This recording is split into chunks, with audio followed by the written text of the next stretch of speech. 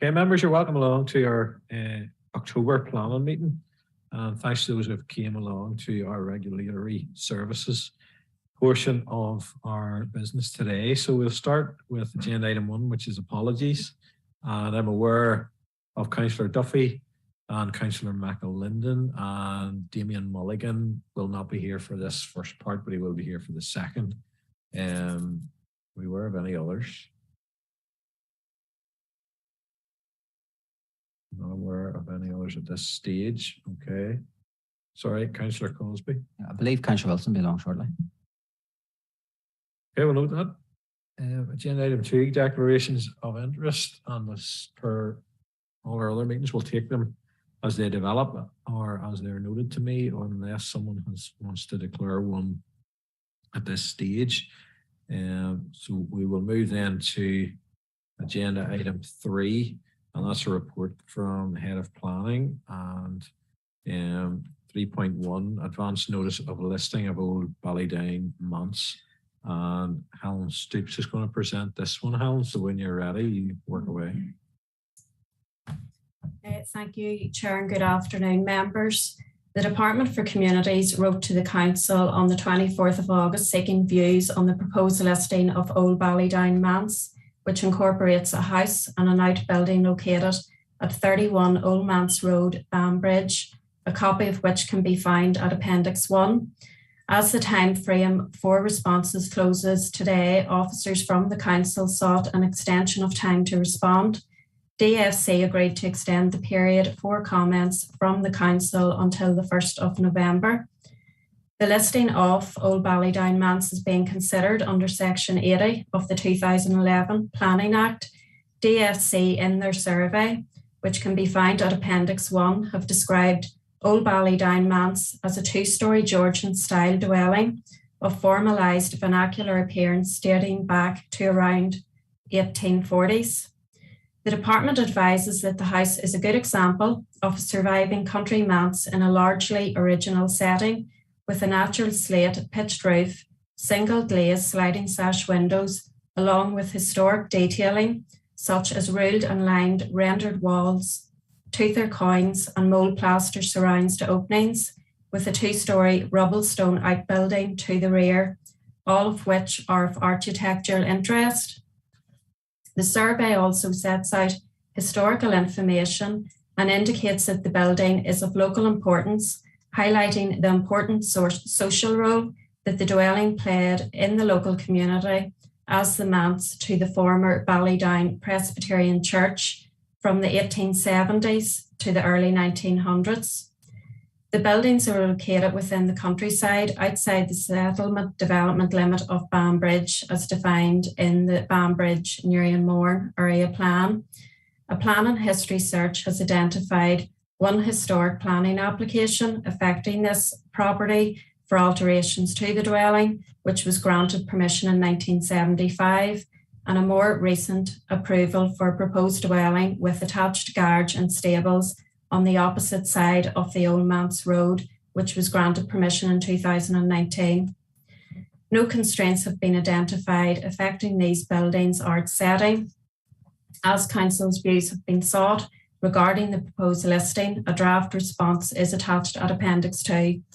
This includes the planning status of the site, the planning history of the property and surrounding lands, and advising that whilst the Council has no objections to the proposed listing, it would be supportive of the property owner if they were to raise any concerns in relation to the proposed listing of the property.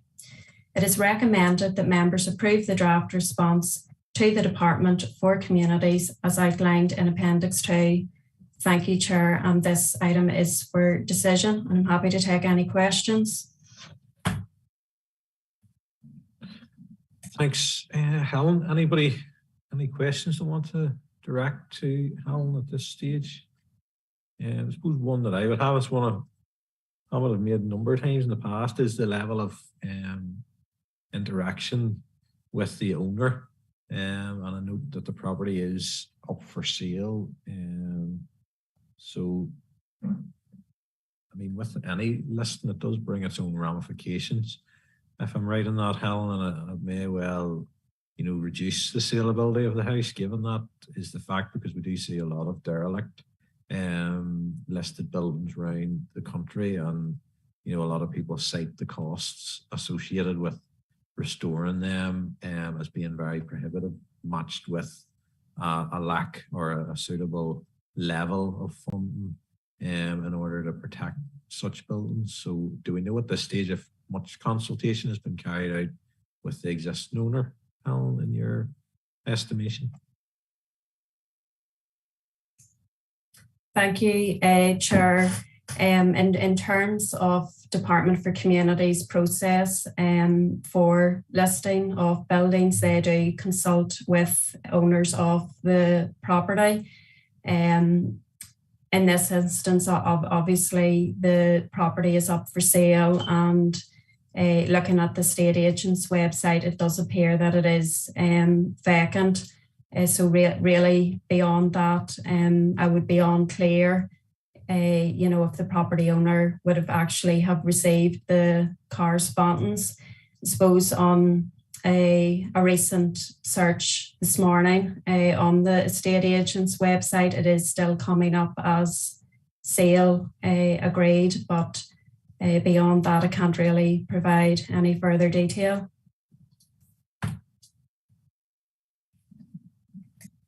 Okay, Alderman Barr. Thank you, Chairman. And so you can tell them a bit dosed up as why I'm at home. I've tasted and it's not the COVID, as Alderman Spears would call it. Just sort of on your own vein, I know if I was buying a house, I'd be and stooped if once the sale agreed went through, that next minute there's there's a listed building going through on it. Is there any way if you asked the estate agent to relay this information to the prospective buyer or the buyer? Because I know that it does say that it's sale agreed. Helen, sorry for the question. No, it's a legitimate point, Alderman Barr. Maybe Helen, you can cast some light on that.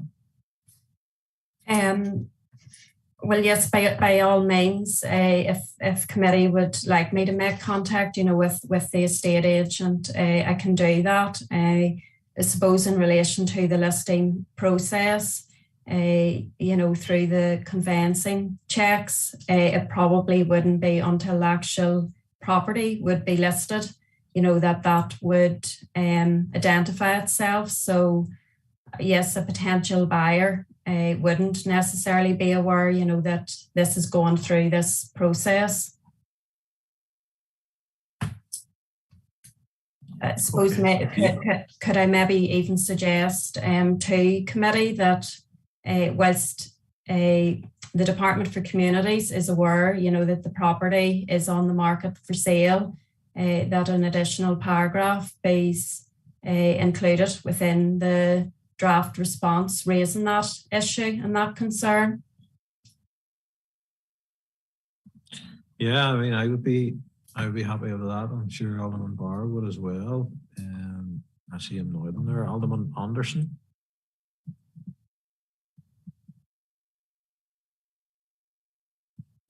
Thank you, Chairman. Thank you, Helen.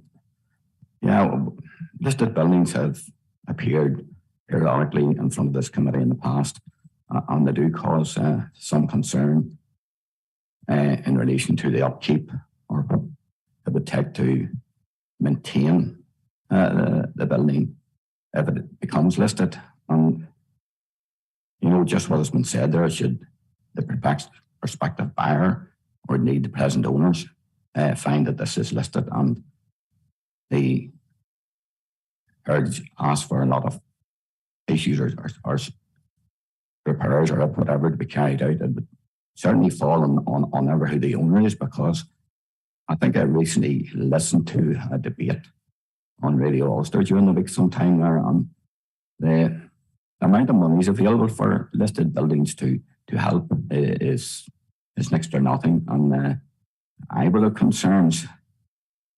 I take it, Helen, that this draft is basically our position in all listed buildings going back.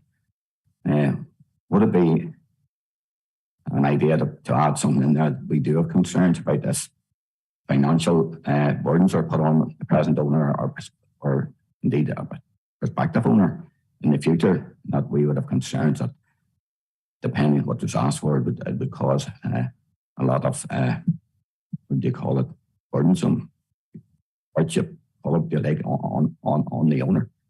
It's something I think we should highlight again. I know we probably know what the answer is when they come to this, but I think we should still let them know that we are concerned that the financial burden is falling on listed buildings when the department decides to list them. Thank you, Chair. Thanks, Alderman Anderson. I suppose going back to our draft letter, the last paragraph is sort of hinting at that. I know that was a debate we had, a few years back. I think that line where we saying we would be supportive of the property owner if they were to raise any concerns. And whilst that comment is in the department that deals with listing, we have had our arguments with them when they came to committee as well. And there's debate around how much of that they've took on board, when we've raised the points about the impact, as you have rightly said, on owners, or in this case a prospective owner.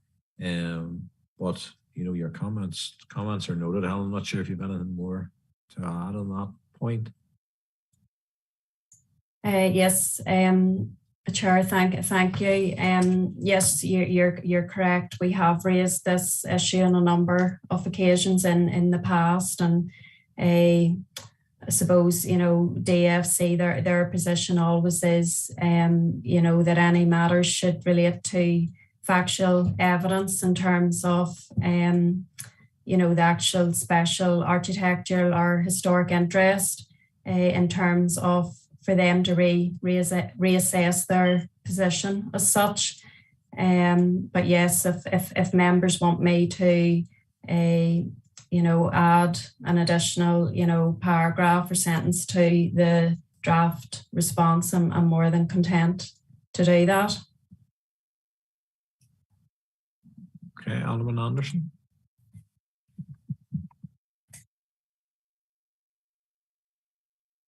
Thank you, Chair, and thank you, Helen. Yeah, I think basically this is what we're saying, and I do take the draft there that we have going forward. I do think, member, because of finance, is it possible to put in that we raise any concerns in say financial or otherwise in relation to the way we're going forward here? I'd just like to keep hitting them about the finance, because it's really pathetic that the department, the amount of money they give for listed buildings, seem to be getting offside on everything. And I think we should be sort of bringing this up every opportunity we get and let them know how we think as a committee. Thank you. Okay, Helen, in terms of any changes, is this time bound in terms of our response, or could another version of this be brought back?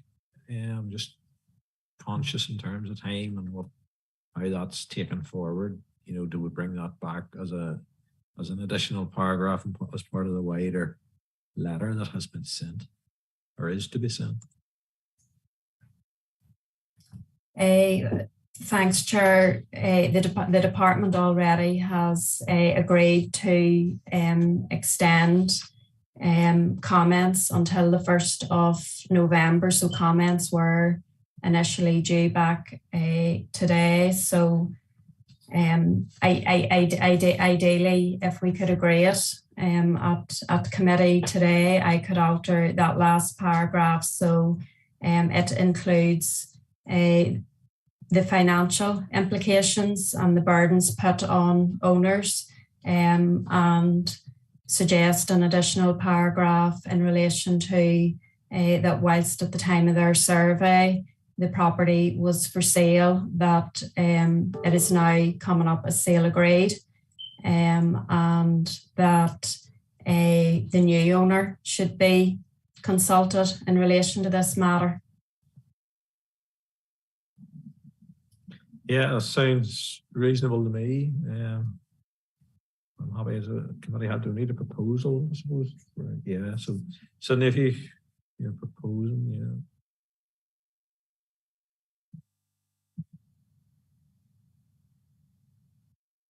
Yeah, thanks, Chairman. Thanks, Helen. I think that is a way forward, and I appreciate that, and I am happy to propose what you've suggested there, and that be added in or in some way reworded, and then it should be okay to go. I'm happy with that. Thank you, and that's so proposed. Thank you. Okay, members, I'm happy to second that. Have we any other views on it? See any other lights on? So thank you. Alan, we'll move on then to 3.2, which is an update on planning caseloads. And Roisin, I think, is going to take this one. Thank you. Thank you, Chair. The purpose of this report is to update members in relation to the workload of the Planning Department during the period 1st of April to the 20th of September 2022. Just by way of highlighting the key points, the number of valid applications received during the period 1st of April to the 20th of September 2022 is 261 less than for the same period last year and 5 more than for the same period the year before. The number of applications decided during the period 1st of April 2022 to the 20th of September 2022 is 39 more than for the same period last year and 371 more than the year before. 773 decisions issued during the period 1st of April to the 20th of September and 668 valid applications were received during the same period. The report at Annex 3 also includes information relating to the decisions that issued during the period 1st of April to the 20th of September under the Council's scheme of delegation, the number of planning applications received during the same period, and the number of applications in the system. The report includes information relating to planning enforcement for the second quarter of the business year, including the current number of live enforcement and prosecution cases. This is an item for information, but I'm happy to take any questions. Thank you, Chair.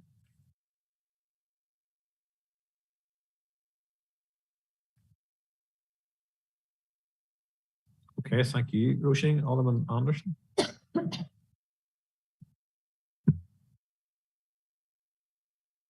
Thank you, Chair, and thank you, Roisin. Maybe this is a bit off track on this one, but as we know today, we have planning applications before us, and there's quite a number of withdrawals on it. I'm just wondering what effect that has on extra workload, if any, and going forward, that these are withdrawn at the last minute for adequate reasons. Surely that we think that, or I would think that the time we come to the stage of deciding or otherwise, that we should be in a position to make that decision on the day. But how often can you, or do you sort of withdraw an application, or for whatever reason? Is this causing any sort of extra work for the staff, because we are trying to get on top of things, and just a concern they would have? Thank you. Yes, fair point. Alderman Anderson, I know we are in this position a number of times where at the 11th hour additional information is coming in, and officers feel that it's, I suppose it's to protect us as well, that we're, it can work both ways, from an objection or in favour of an approval, where people from both sides of the camp want their submissions fully considered, or seem to be fully considered, and if they feel that an 11th hour submission isn't going to be considered, then I think it puts us in a difficulty that we're not considering it, or not seeming willing to consider it. But at the same time, no doubt people play the system too. If you've a proposal there that's maybe going to fall awkwardly on somebody financially, then we'll delay it a wee bit more and throw in some further information, and they'll have to consider it type thing. It's a worry as well, absolutely. But Roisin, maybe you have your views on it. Yeah, thank you, Chair. And look, I appreciate it's frustrating for members who have maybe sat and read reports, in the 5 days that you've had them. It's frustrating for us as well. But unfortunately, we are bound to consider any information that we receive before the determination of the application. And certainly, as the Chair said, in order to make a robust decision, if we have additional information that requires further consideration, we will need to withdraw it from the schedule and do that. If it's information that we can deal with by way of an addendum, and obviously you've seen cases where we've taken addendums to you, just before the committee, setting out what that information is and why it does or doesn't change our recommendation, we will do so. But in some cases, particularly where there's quite a detailed report and third parties have had an opportunity to look at that, they will submit additional information that we have to consider fully. And for that reason, we have to withdraw from the schedule. But I do appreciate it's frustrating for you and for us as well. Yeah, I suppose it does tie up officer time, you know, extraordinarily in terms of, you know, they've got ready and psyched up for a showdown, and then it's took off the fight card, as the saying goes, and it has to wait another month or two. So it's not ideal by any stretch of the imagination, but we are where we are in that. Alderman Honest, you're wanting back in. Go ahead. Yes, thank you, Chair, and thank you, Roisin, for your comments. The angle I'm coming at here is when do you withdraw, or how many days, or if we're getting something thrown in at the last minute?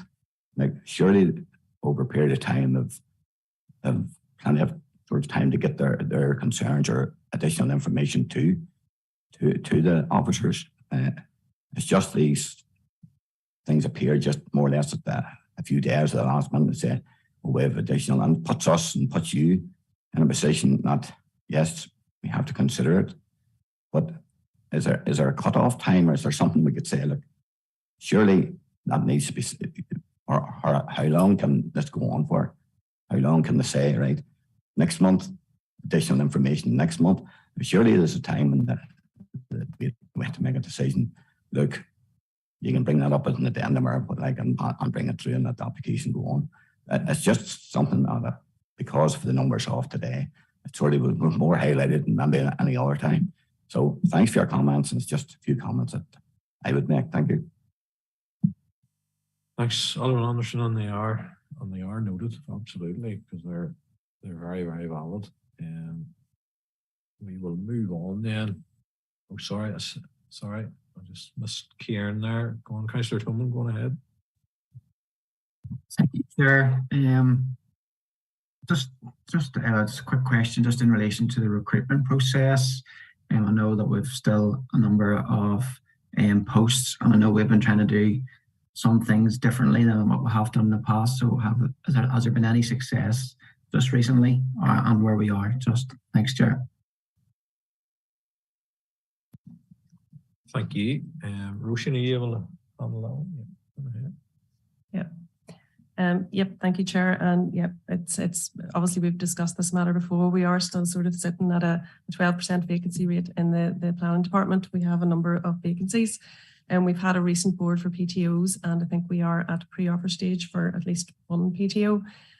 We have 2 full-time HPTO vacant posts, which we are hoping to have a board for in the next couple of weeks, and hopefully from that board we'll be able to recruit from that. We are working hard with HR, obviously, to try and fill these vacant posts. Some of them, unfortunately, are temporary posts, which have proven harder to fill than the full-term posts. But certainly we are at pre-offer stage with one person. We have a board coming up that we're very hopeful will fill at least 2 posts from that. So we are working hard with HR to try and get those posts filled.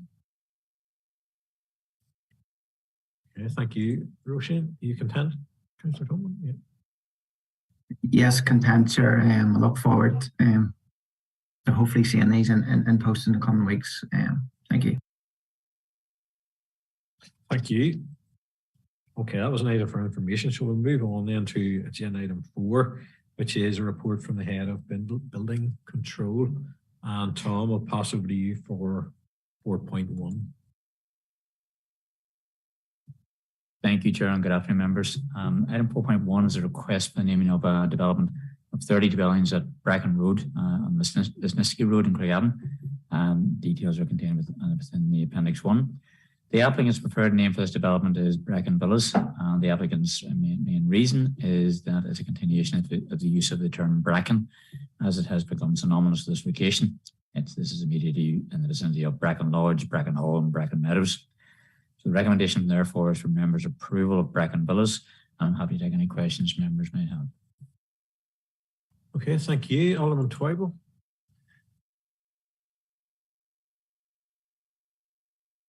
I have no questions. I know the area very well, and I think it's a very acceptable suggestion, and I'd be happy to propose. Okay, proposed by Alderman Twyble. I'll second that then, because I don't see any other lights on, so that's okay. Thank you, Tom. We'll move on to 4.2 then. Thank you, Chair. This is a request for the naming of a development of 12 dwellings, and the site is located at Dramara Road, Money's Lane, at the junction known as McBride's Crossroads. Again, the maps are in Appendix 2. The applicant's preferred name for this development is McBride's Close. The applicant's main reason is that the site is in the corner of the McBride's Crossroad junction. And again, recommendation therefore is members' approval of McBride's Close, and I'm happy to take any questions members may have. Thank you, Chair. Thanks, Tom. So have we a proposer or seconder or any proposed by Vice Chair Councillor Savage? A seconder? Alderman Anderson. Okay, thank you. Then we'll move on then to 4.3. And that's an update on property certificate application workloads. And Tom again, thank you.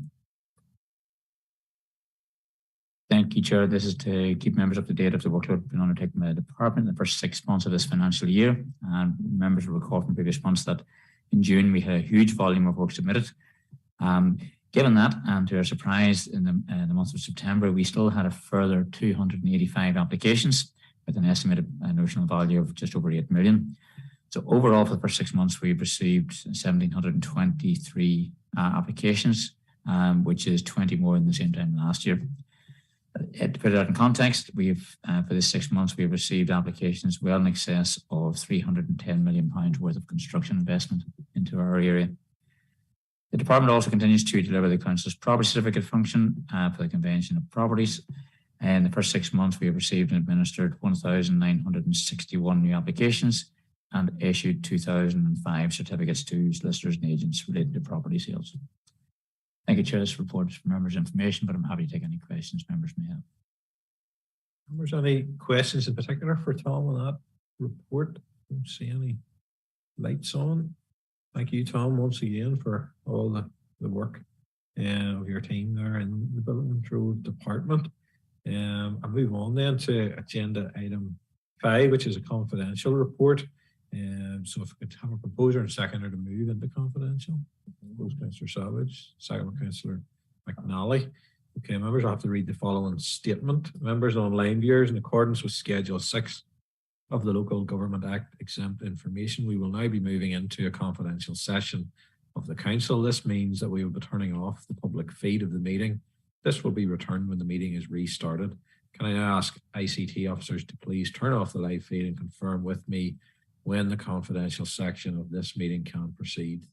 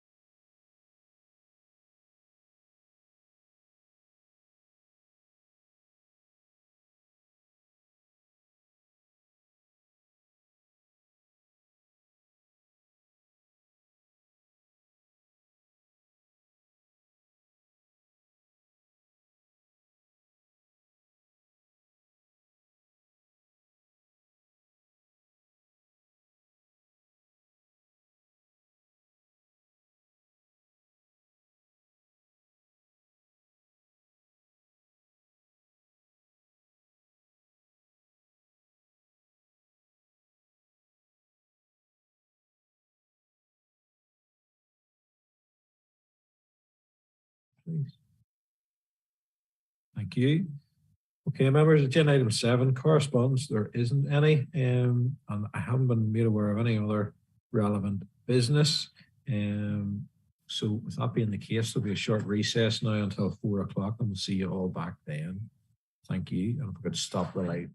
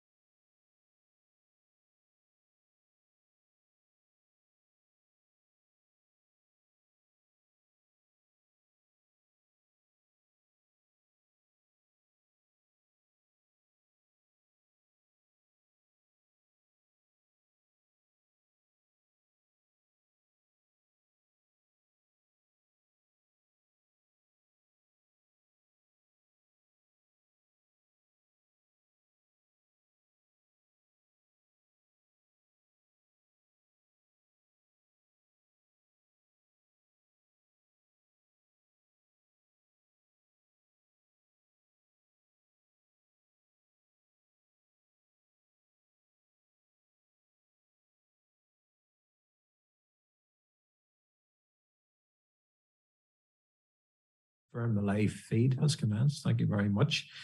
Okay, I read the following statement. Members of the public are advised that the Planning and Regulatory Services Committee is being held in the Council Chamber in Craigavon Civic Centre. However, due to COVID restrictions, the number of persons who can physically be facilitated in the chamber is limited. As a result, members of the public are only able to view the meeting on YouTube, and anyone wishing to address the committee has been invited in the first instance as an attendee via Zoom. Audio recording is being used to assist in preparing the formal minutes. Therefore, anyone participating in the meeting consents to it being recorded and being live streamed on YouTube.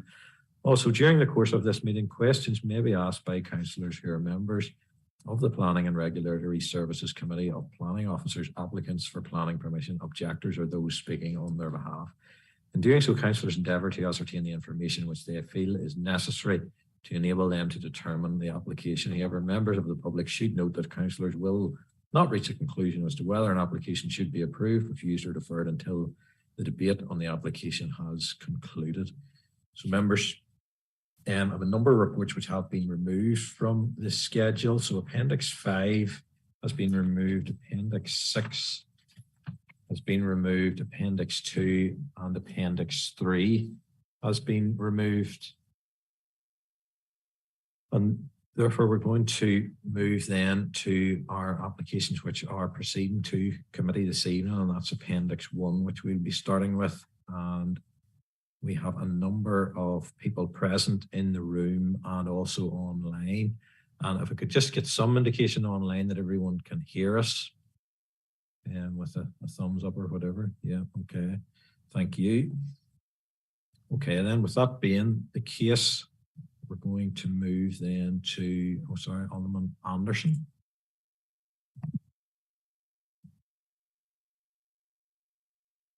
Thank you, Chair. And as regards the first application, I would declare an unpecuniary interest in this because I had involvement in the very early stages in my role as MLA. And also, I wasn't at the site meeting and other meetings, so I'll be leaving the meeting at this stage and taking no part. Thank you. Okay, that's noted. Councillor Cosby. Thank you, Mr. Chairman. In a similar vein, I will not be taking part in the decision on this item, although I will remain in the chamber. But it is just to say that whilst I feel like I could make a decision based on what I see in a report, I am conscious that I actually haven't had lots of the other information or been to the site meeting. And therefore there may be some piece of information that haven't been privy to or have missed. So I'll not take part in the decision, though I do wish to remain in the chamber. Okay, thank you. Councillor Tolman. Likewise, Chair, I'll not be taking part within this application. I haven't been privy to the previous site meetings or reports to the committee previously, so I'll be sitting this one out. Thanks. Okay, thank you. Councillor Savage. Thank you, Chair. Likewise, I only attended the first meeting when it was deferred for a site visit. I haven't had any involvement then, so I will not take part in the meeting and will be leaving when this decision has been made. Thank you. Okay, thank you. Councillor Wilson. Yes, thank you, Mr. Chairman. Just as the previous comments, I wasn't actually on the council at the time when this application had started the process, and we're not privy to any of the previous information. I'll not be taking part in any decisions, but wish to remain in the chamber, but I'll not be taking any active role with any decision making. Thank you. Okay. Councillor McGillen. Similar to everyone else, I wasn't at the site meeting, so I won't be taking part. And Councillor McNally. Yes, Chair. Like the speakers before me, I wasn't at the site meeting, so I won't be taking part. Thank you. Okay, thank you. Councillor Lavery. Same declaration as other previous speakers. I was not at the site meeting or involved in previous meetings on this matter, so I will not be taking part in this application. Okay, that's been noted, and those all have been noted if no other lights on. Let me see, just triple checking. No, that's okay. That's grand. So we will move ahead then with Sinead's presentation and report when you're ready, Sinead. Thank you, Chair. The application was submitted to the Council on the 23rd of June 2017. A timeline of the progress of the application to date is included in Appendix A. Authors have taken that members have read not only the latest addendum, but also the original report and all the addenda. There are two which were appended and which set out the full context of this application. The last time this application was discussed in the Planning and Regulatory Service Committee was on the 13th of January 2021. At that time, it was agreed that the application be deferred for further information regarding the potential economic, environmental regeneration benefits arising from the proposed development. Following on from that, the Council received a letter from a third-party objector. The letter was reviewed by the Council, who, in discussion with its external specialists, TSA Planning and Oxford Economics, considered it prudent to seek further information from the applicant on the matter of retail impact. A synopsis of the additional information received is as follows: an updated town centre health check for Guildford Town Centre, information on the applicant's fallback position, further information on suggested betterment advanced by the applicant, additional information in respect of passing trade, leakage and clawback. It was requested that a survey be undertaken to establish a baseline for these elements and an updated economic impact report. The Council requested TSA Planning to carry out a shopper survey to help inform the Council's consideration of the application and understand some of the assumptions and assertions been made by both the applicant and third parties. The purpose of the shopper survey was to understand the current and potential shopping habits of residents within Guildford, and the methodology employed both on street and household is set out clearly by TSA Planning at the outset of the shopper survey, which has been provided to all members. It should be noted that Anultus, on behalf of the objectors, have raised a number of points in relation to the content of the survey and also the methodology employed by TSA Planning in undertaking the survey. However, officers are satisfied the TSA Planning shopper survey has achieved its intended purpose, which has allowed for officers to properly interpret and assess the competing claims made by both the applicant and the third parties. The application site located within Guildford, outside the town centre boundary as depicted in the Banbridge New and Modern Area Plan 2015. The SPPS contains a dedicated section on town centres from retailing and replaced retail policy that was previously contained in Planning Policy Statement 5, Retailing in Town Centres. At paragraph 6.271, it lists a series of regional strategic objectives for town centres, including to secure a town centre first approach for the location of future retailing and to adopt a sequential approach when decision making. The application proposal therefore falls to be considered as a town centre use for the purpose of the policy. The findings of a sequential assessment included that there are no town centre sites and the subject site is considered to be an edge of centre location. The proposal is for a petrol filling station with an associated shop of 359 square metres, following a reduction in the size of the proposal. Retail supporting statements have been submitted to gauge the impact on Guildford Town Centre. Officers are mindful that a retail impact assessment is not an exact science and involves various assumptions at each stage of the process. While the SPPS provides a framework or list of criteria for assessing proposals, the final analysis of the assessment of the impact of retail proposal is a matter of judgment for the Council, informed by the statistical analysis provided. Following on from the last Plan and Regulatory Service Committee as outlined, officers requested further substantial information, including getting TSA Planning to conduct their own survey. It is considered the applicant has provided sufficient information in the responses to address officers' comments and to allow for a balanced assessment of the resulting retail impacts of the proposal.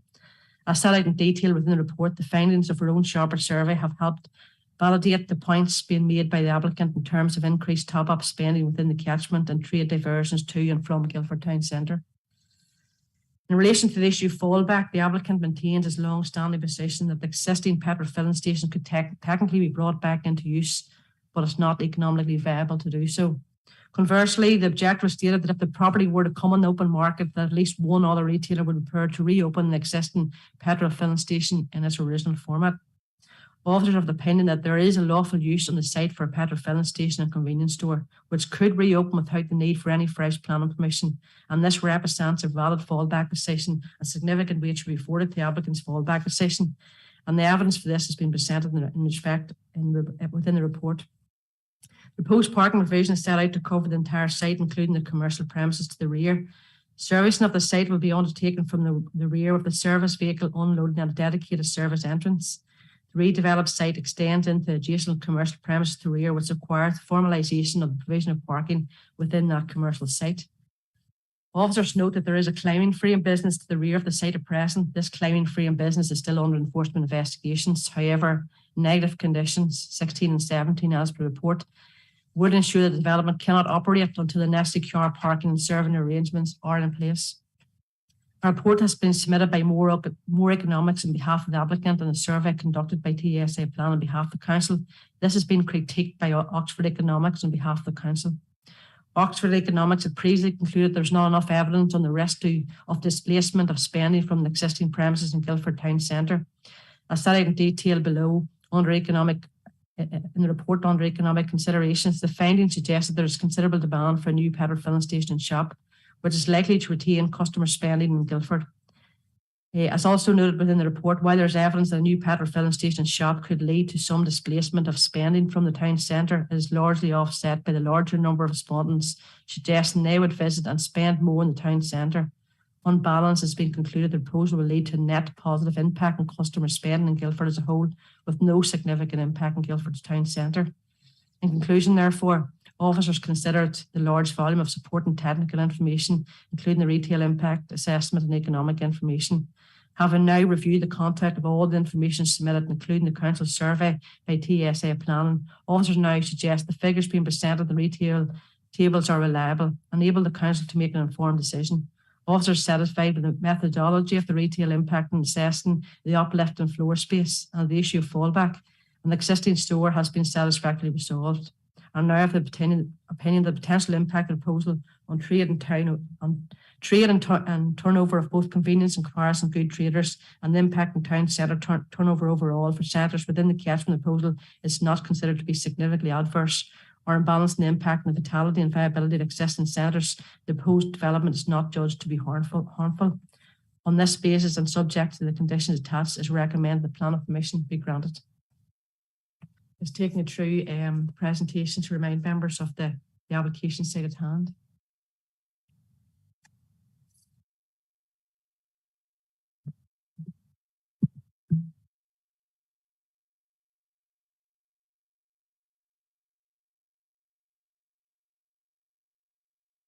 So that's the location in the general area. So it's off the Banbridge Road there outside the town centre of Guildford. Next slide, please. And that's an aerial view of the proposed site. And that's just the site location plan. As you can see, the red line extends to the rear of the site and existing parking to the rear. And that's the proposed site layout, the car parking for the development to the front and then the servicing to the back, with the reconfigure of the parking to the rear of the site. So that's the proposed on the previous proposed elevations. And that's the proposed elevations now have the amended schemes has been reduced. That's the previous ground floor plan, which is now being amended to the net floor space is now submitted 359 square metres. And that's just a proposed section through the site. That just gives an indication of the Guildford Town Centre boundaries. That area out in dark black is the town centre boundary for the purposes of the LDP. And then that just shows the site in relation to the town centre. So that area, and it's light yellow there, you can see is a town centre, and our site is within 100 metres of it. So we would consider that an edge of town centre site. That is just a view on approach to Guildford coming from the Banbridge direction. It's currently closed off. And that's just a view to the section. That area to the right-hand side, that green area, is going to be extended for parking. And then existing commercial premises to the rear. That just shows an increase that there's where the access for the service and it's going to come in and round the back there to the rear of the site. just another view of the site, so that where the right-hand side is, that's proposed to be parking to make way for that for the commercial premises to the back. And it's not another view towards the application site, and that's also going to be a parking area. Thank you, members.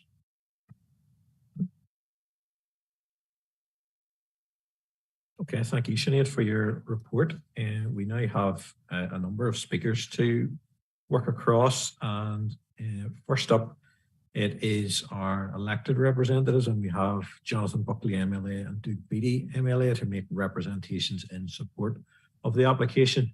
You're both very welcome to the committee. I would state that you have 5 minutes, but that's a shared slot.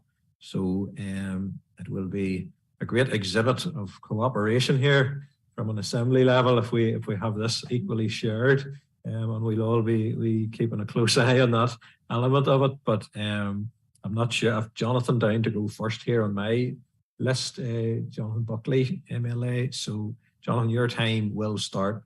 I'll activate your mic, and then once you start speaking, the clock will start down, and you can make your remarks. Thank you.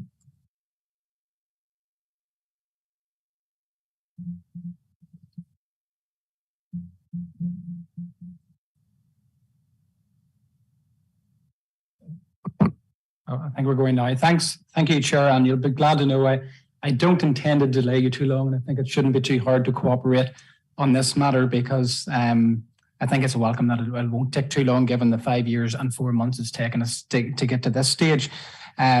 Look, I suppose I'm on record very clearly from the beginning and saying I think that the lack of a service station of this nature with its associated parking and fuel pumps is, in my opinion, and indeed many of my constituents, having a real social and economic impact on the people of Guildford. They simply can't understand the delay that we have to date.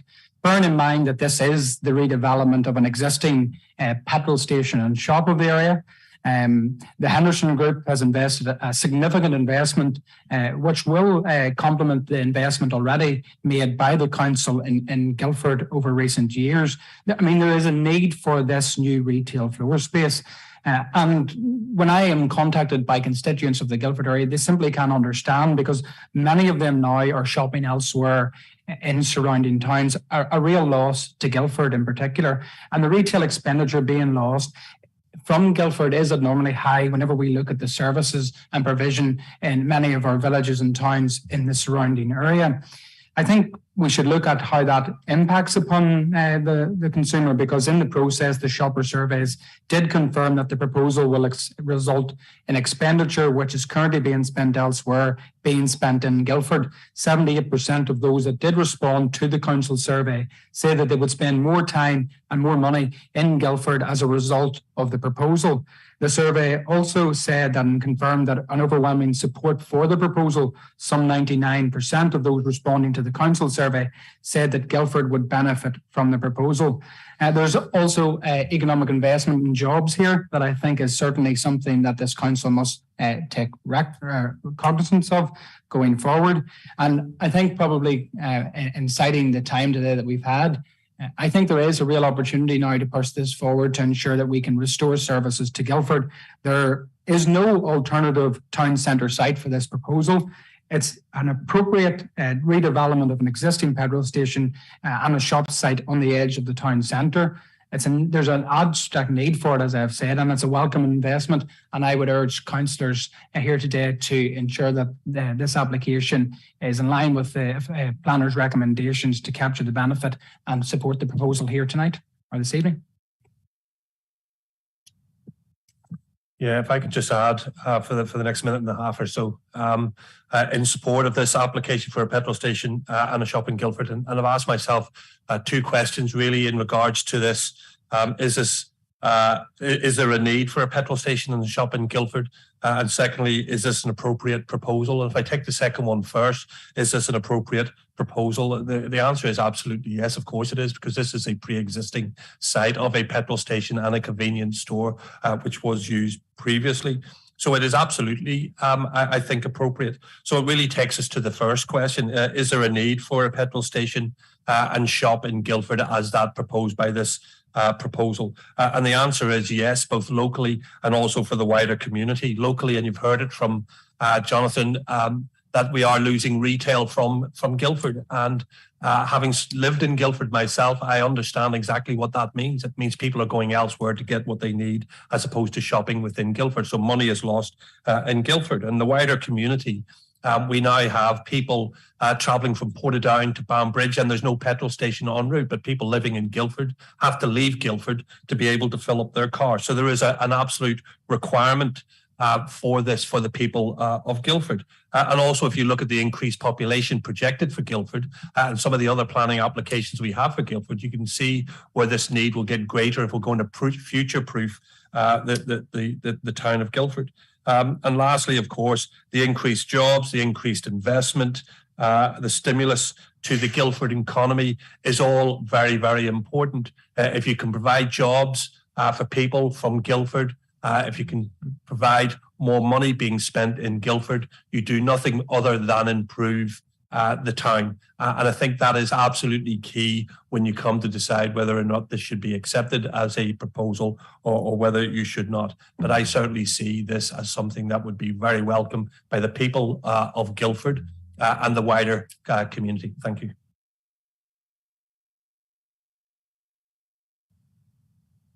Thank you, and you're within your time, which is very welcomed.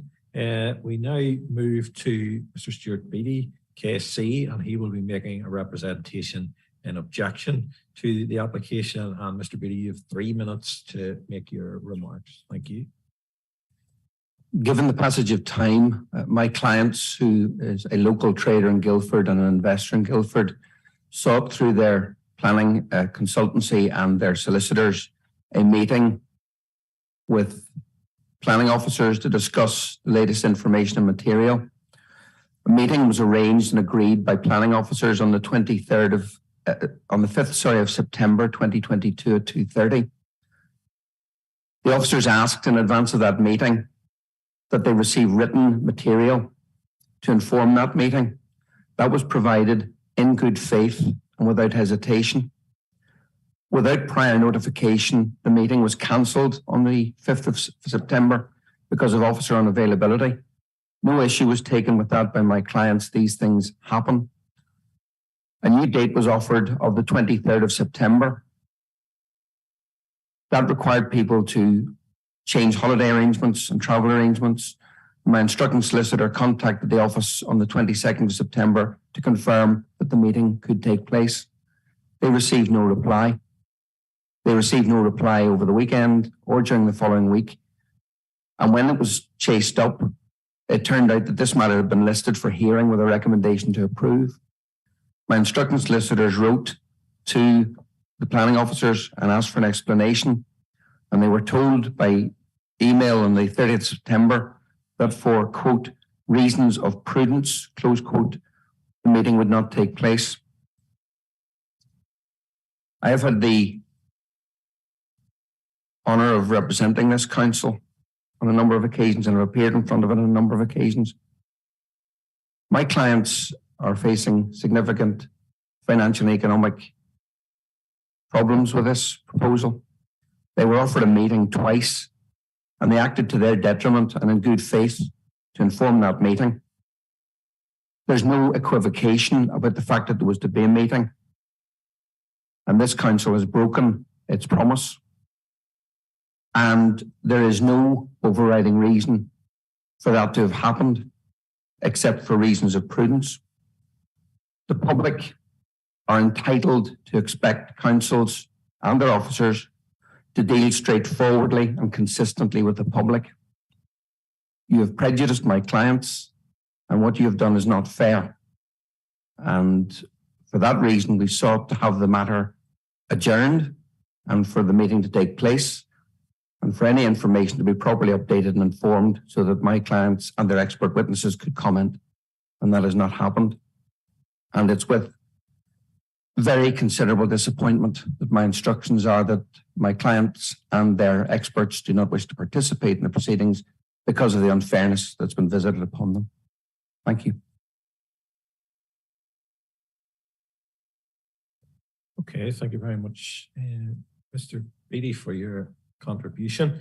And I suppose from my perspective, given that a number of issues have been raised there, and in particular, allegations of unfairness and issues with prudence and transparency, I myself would like to seek some legal advice, and I know the proper procedure within that is to request that we go into confidential.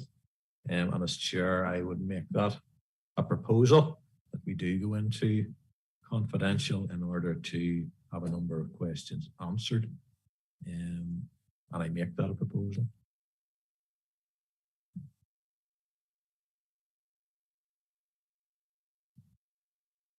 Alderman Barr. I'll second that, given the reasons that you've outlined, Chairman.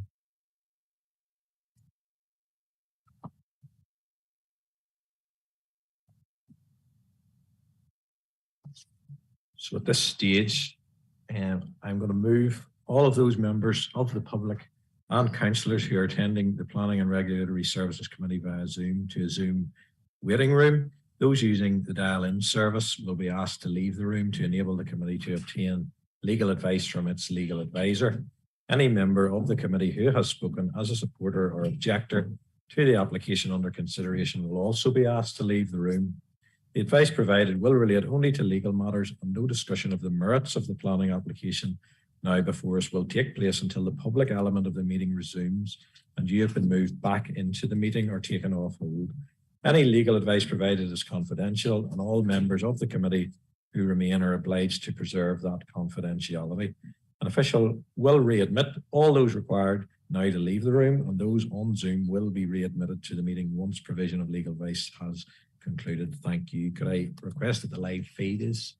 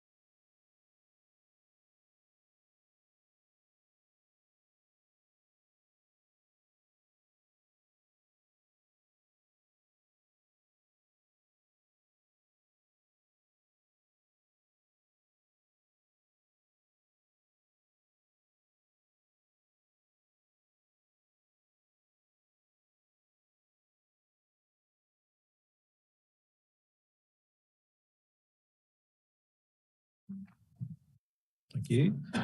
Okay, members, you're welcome back to our planning meeting. And we did break there for some legal advice and discussion around points that have been made, both by Stuart Beattie QC and who is appearing in support of the objectors, and also we had points of order raised by Stephen Shaw QC, who is here in support of the applicant. So in order to, I suppose, deal openly and effectively with the matters that have been raised, I would, if I could, refer to you, Mr. Beattie KC.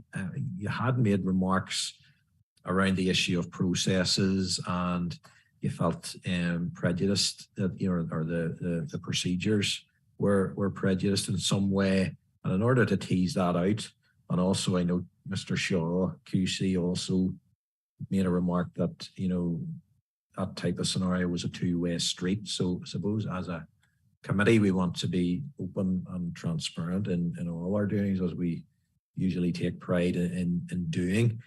So with that being the case, and whilst we do have quite a strict protocol in terms of how this committee is operated, I am keen to have this matter fleshed out. And on that basis, I would be content enough to allow both King's Council members to make their points on those issues. And referring to you, Mr. Beattie, first, I'm just keen to ascertain in terms of the meeting and what was agreed or not agreed, or whatever the outcome of that, in terms of what you would have been discussing at that. You know, the discussion forum, I suppose, in its purest form is here within the committee. And I'm just wondering, in terms of what those prejudicial points were, if you would like to spell those out to us in the committee at the minute. I'm prepared to give you time to do that, and likewise with Mr. Shaw, KSC. So I would ask you to, if you wish to take up that opportunity, you can do so now. Well, I'll be brief because I don't have a great deal more to add to what I've already said. It was an unequivocal promise of a meeting on the 5th of September, and I can add some detail to that. That was cancelled at, I think, an hour and a half's notice because officers had another urgent meeting to attend. And these things happen. That's okay. It happens. But there was no question of the meeting being cancelled for any other reason than the inconvenience of officers. So let's be quite clear. The principle of a meeting, the principle of discussion of a meeting was absolutely understood and agreed between the parties. And it was agreed with my instructing solicitor, who's a senior partner in a firm which specialises in planning. That was cancelled last minute. A new date was offered. And when that was confirmed, for reasons of, as has been said, of prudence, the meeting didn't take place. This forum is not a substitute for that. And nor, but I'm afraid, Chairman, I appreciate you may be sceptical, but you don't offer meetings and then just cancel them for reasons of prudence. The papers that were put in good faith on the basis that a meeting would take place and there would be further amplification and discussion of the points that were raised. And that hasn't happened.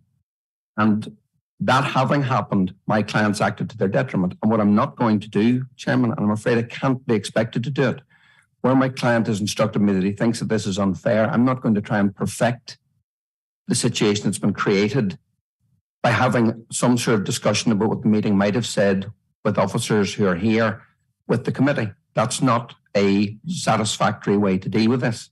There was a representation made, there was a promise of a meeting made, that didn't happen. Papers were handed over in good faith and expectation of a further meeting, and that is prejudicial. And as I say, Chairman, I fear that I'm just going to repeat what I've already said.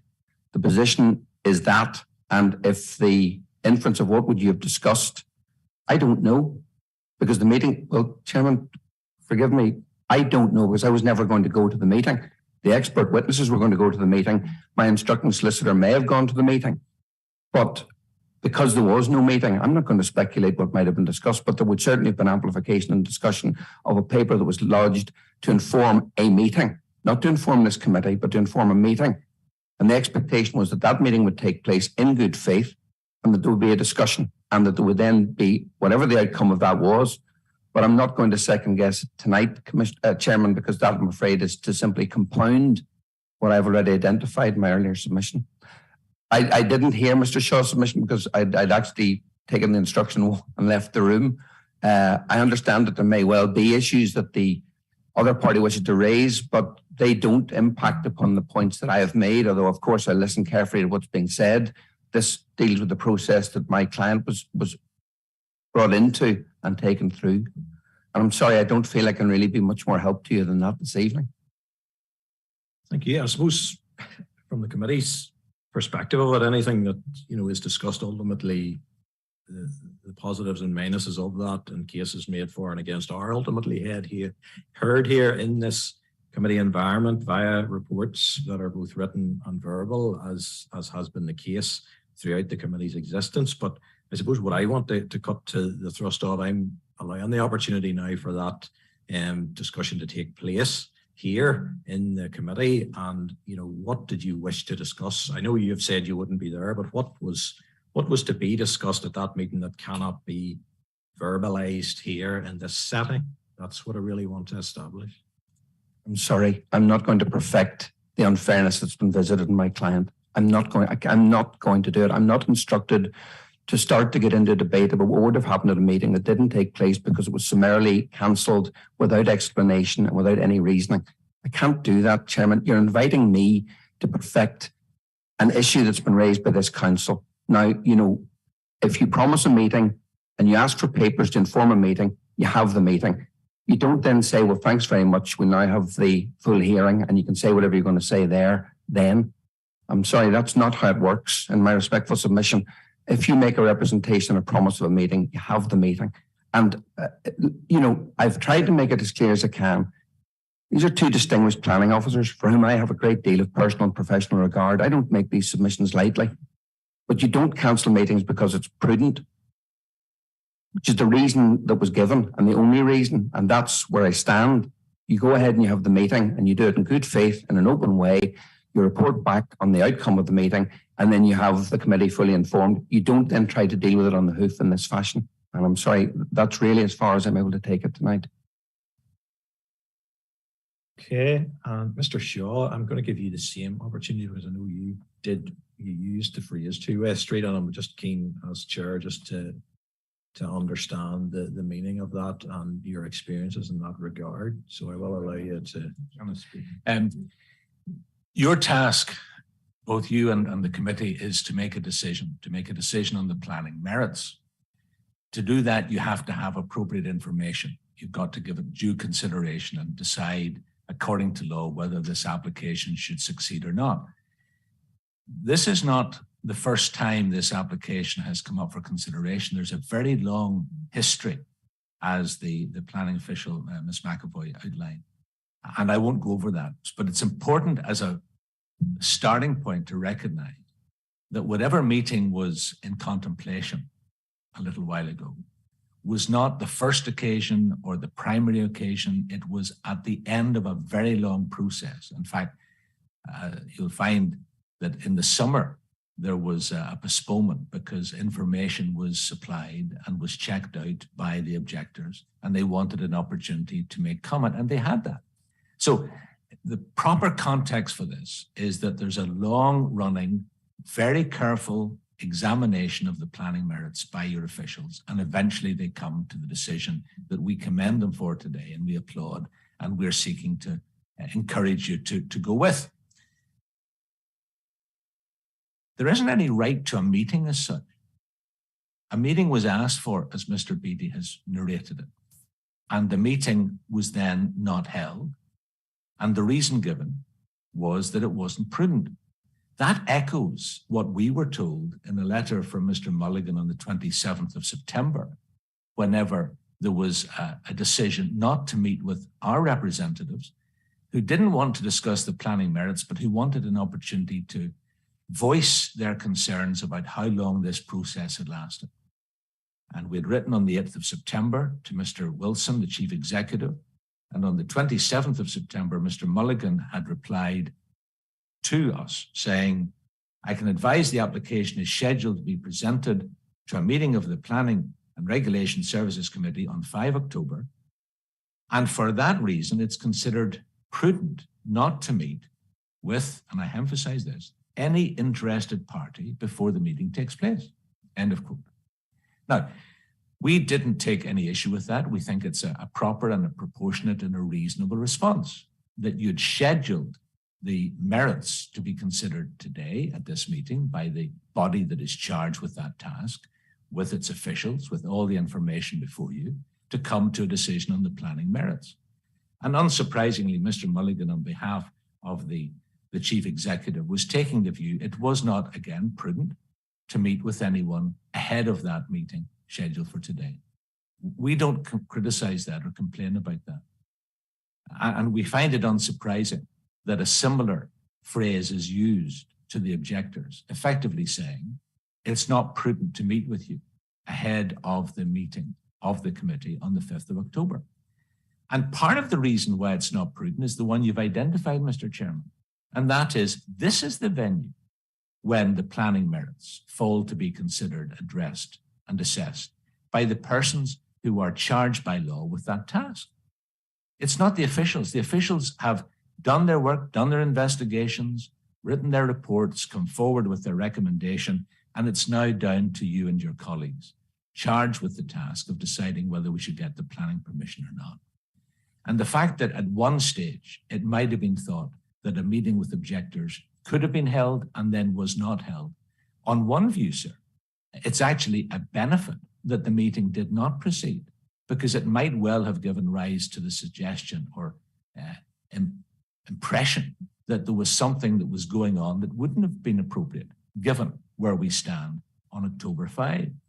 And that impression is all the more reinforced by the fact that you've asked Mr. Beattie to explain the purpose of the meeting, the rationale of the meeting, and he hasn't been able to do that. It's a mystery meeting. We don't know who was going to be there other than the planning officials from the objectors. We don't know what they were going to discuss. We're not even told what they were hoping to discuss. We're expected as the planning applicants to sit in the dark and say nothing, do nothing. Sir, that's not fair. Fairness here is very simple. There is a remedy in your hands. If there were to be anything of value or significance or importance to be said by the objectors at that meeting, they can say it today. This is the place and the time to say it. They've had 5 years to think of all their points. They've had all the information. They've digested it. And now they find at the last moment some opportunistic, legalistic hook that they're trying to use to delay yet again. And what we invite you to do, sir, is to recognize it for what it is. It's opportunistic filibustering, and it ought to be rejected. And in fact, the fairness here is that each party be allowed to make its representations to you so that you and your colleagues can make the decision on the planning merits. We're ready to do that. And I would be very surprised if Mr. Beattie and those with him are not also ready to do it. All the papers are there, they've been read, considered, and we can proceed today. And you should proceed. That's the fair thing to do. Prejudice, sir, prejudice is not some amorphous, meaningless concept. For my friend to go anywhere in the High Court, if that's where he's thinking of going, he's going to have to tell the High Court judge just what the prejudice was. He's going to have to tell the High Court judge, we wanted to go to a meeting. We were going to say this, this, and this. We were going to discuss the other. We didn't get a chance. And on the 5th of October, we didn't get a chance. And what I want to do, sir, is to call his bluff and to say, if you have something of substance to say it. Bring it on. We're happy to deal with it. But it is a nonsense to cloak himself in this phrase, prejudice. It isn't prejudice at all, sir, because if there were prejudice, my friend, whom I know very well and for whom I have the highest regard, would not be telling you what the prejudice was if he could think of it. But he can't think of it because there is none. The prejudice that would be suffered here would be to the planning applicant. And I invite you, sir, to see this for what it is and to proceed in a fair, proper way. Okay, thank you both for your contributions. It'll be no surprise that we will be breaking again for legal advice, and I'm making that a proposal as under my protocol I am able to. So It's a wee bit more exercise for you, unfortunately, folks, but we'll be back as quick as possible. So I propose that we move into legal advice, and I'll need a seconder. Alderman Barr. Thank you. Okay, so we'll just stop the live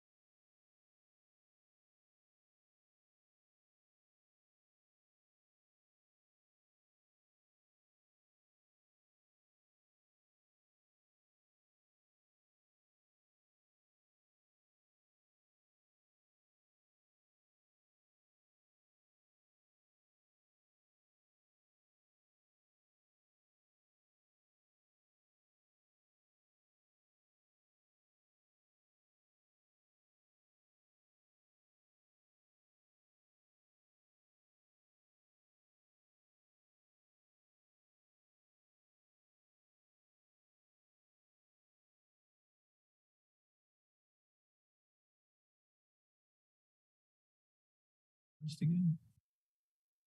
Thank you very much. Okay, members, you're welcome back, and sorry for that break in proceedings there.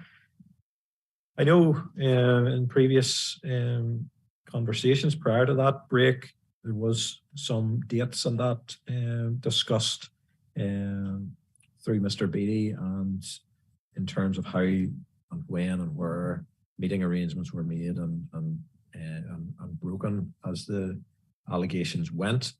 I'm going to ask now if Damien, our senior planner, could respond to those timeline issues and just provide us a bit of clarity from planners' perspectives on that issue. Thank you. Thank you, Chair, and I'm happy to do so. Yes, Chair, I can confirm, I'm happy to put on record that officers did agree in principle to meet with representatives of the applicant and the third party objector. But in the end, in the interest of fairness, as has been mentioned earlier, officers decided not to meet either party. And just going into that a little bit further in relation to some of the points made by Mr. Beattie earlier, yes, I can confirm that on the 14th of September, officers did offer a meeting to Mr. Beattie's instructing solicitor for a date on the 23rd of September. But the instructing solicitor did not reply to that request until the 22nd of September, and would have indeed received an out of office reply. But by that time, matters had moved on and the application had been included on the agenda for today's meeting. And as Mr. Shaw pointed out, we had written separately to the applicant to say that we wouldn't be meeting with them either. So again, just to reinforce the point, it was in the interest of fairness that we decided, given the stage that we had reached, that we wouldn't meet either party and that this was the correct forum in which to consider the application and the officer recommendation. Just one final point, Chair, if I could, and that relates to papers that were referred to by Mr. Beattie that were submitted to officers in relation to the meeting request. Officers have obviously considered those papers and assessed them very carefully, and they have been taken into account as part of the assessment and in reaching the recommendation that's before you, members. Thank you, Chair. Okay, thank you, Damien, for that clarity. Just at this stage, if I could identify Eamon Lockery and Brian Martin, are you in the room? Very good. So which one's Eamon and I suppose just through either Mr. Lockery or Mr. Martin, would you have been attending the meeting that was proposed with the planners? Would you have been the two gentlemen that would have been present at the meeting? Mr. McGee, Chairman. You and I suppose then, on the basis of them being present, and I know they have, although we have somewhat suspended normal protocol in this regard, but given the fact that they would have been at that meeting, as I have done with Mr. Beattie QC, I'm quite willing to give the two gentlemen the opportunity to use a period of minutes to discuss whatever issues you wanted to raise at that meeting in this open forum of our planning committee, and I invite you if you wish to do that now. Clear instructions. I have clear instructions through my instructing solicitor and from both of my clients as to the position that's been taken. And I represent both clients, and I indicated to you already, they will not be participating. They have been denied the opportunity to go to the meeting, and their instructions and their discussions echo and follow from what I've already represented to the committee this evening. I'm sorry, Chairman, that's where we stand. I suppose in response to that, Eamon and Brian both have indicated that they have speaking rights, so it is on their, they are freely able to speak for themselves in this chamber, as every member is, and very entitled to do so under my protocol, and I can allow their microphones to be turned on. So I'm fully willing. I'll give it another go if Mr. Lockery and Mr. Martin want to raise those particular issues at my behest. They're free to do so in this very open forum. And I mean, you're very, very welcome to do so. I'll give you another opportunity.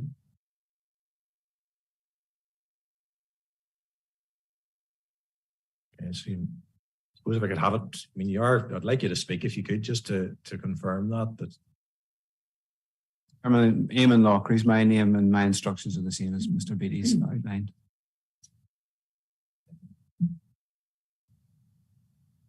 I take it, Mr. Martin, you're the same. Okay.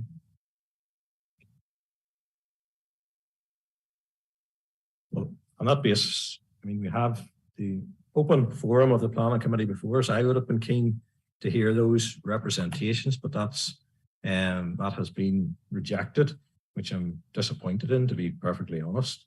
But I am minded to proceed with this planning application as it is before us, because I feel everybody has been given, great opportunity, and I haven't been happy with the suspension of what I consider to be the normal protocol of this committee to hear those representations. So with that firmly in mind, I'm now going to ask Mr. Shaw to make his representation in support of the application, and you'll be given 3 minutes to do that, and the time will start whenever you commence speaking.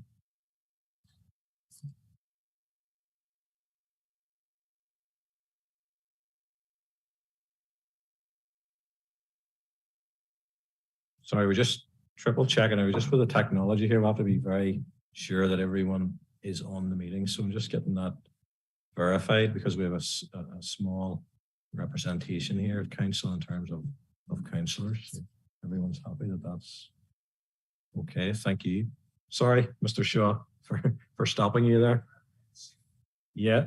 Once it goes red, you're free to commence. My name is Stephen Shaw, for the record, and King's Counsel, instructed by Hewitt and Gilpin solicitors for Henderson's, who are the planning applicants. This application has been subjected to careful, rigorous scrutiny over a very lengthy period.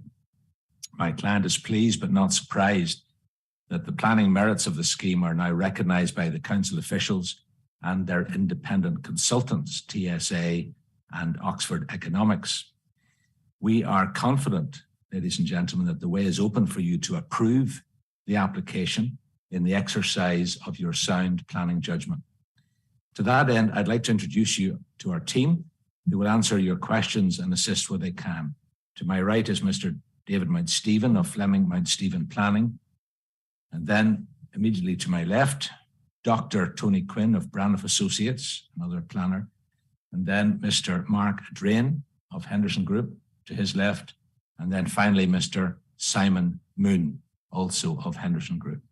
And I'd like to introduce you now to Mr. Mount Stephen, who sits to my right. Waiting for the mic. Thank you, Chairman. Yes, thank you, Stephen. My name is David Mount Stephen. I'm a chartered town planner. The application, as you've heard, was submitted 5 years ago. And during the course of the planning application process, the applicant has reduced the scale of the scheme by 1/3 and responded to every information request of the council. The proposal has undergone a level of scrutiny normally associated with major superstore development, even though it is a fraction of the size, which of course provides a very robust basis for approving the development. The applicant has engaged positively throughout the planning application process to provide this development for Guildford and its residents, who, through letters of support and in responses to the 2 surveys undertaken by the applicant and the council respectively, are evidently in favour of the proposal. Henderson's investment in the redevelopment and enhancement of the existing petrol station and shop will be good for Guildford. It will deliver a range of benefits, and we commend it to you for approval. Thank you. Okay, thank you very much.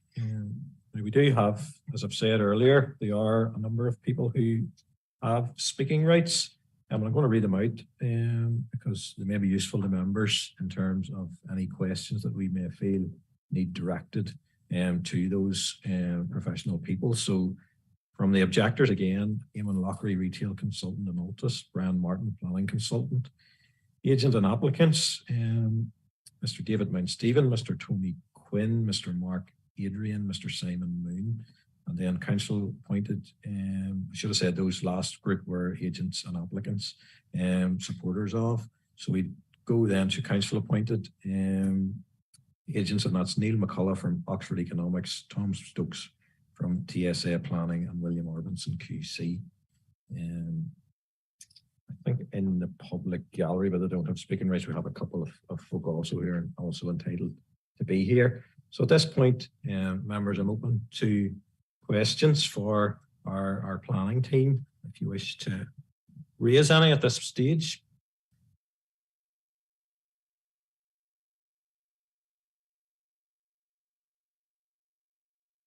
Okay. I suppose I have one in terms of, it focuses in just on the shopper survey and the shopping habits, I suppose, of the people of Guildford. And I'd be keen to have comments directed at the most appropriate person that could perhaps take us through that in some way. And I'd be keen just to understand how it was carried out, firstly, and also what, if we could have a sort of a brief roundup of the main, points of that shopper survey. So I'll look for a signal for the most appropriate person that could take us through. Okay.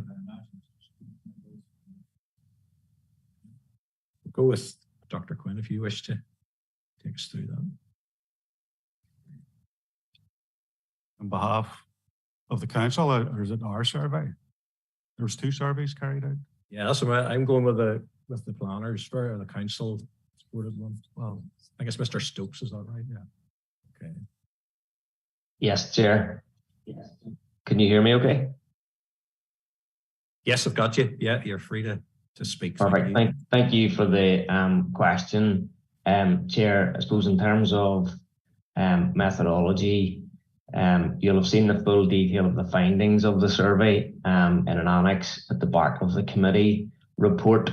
There were 201 surveys undertaken within Guildford through a combination of on-street surveys within Guildford Town Centre and door-to-door surveys. And I suppose without getting into the detail of obviously every answer to every question, it's fair to say that there was a considerably high percentage of the respondents confirmed demand for a new PFS and shop within Guildford. And while there was, and it is in the officer's report, while there was evidence that a new PFS and shop could lead to an element of displacement from the town centre, this was more than offset by the evidence and percentage of respondents who confirmed that it also would lead to further spending within Guildford and confirmation of linked trips between both the new proposal and the town centre. So I suppose overall, on balance, I would say that there's a net positive impact for consumer spending within Guildford. Hopefully that's helpful, Chair, but if there's any specific questions, I'm happy to reference any of the specific questions within the survey. Yeah, I suppose just in terms of, I did notice a sizable number of people. I mean, I was looking through the reports and studying them, and there was the issue of where people were shopping the most and the types of things, that they were considering, the big shop and the wee shop, as the saying goes. And it did seem that a large proportion of people were then leaving Guildford for that purpose.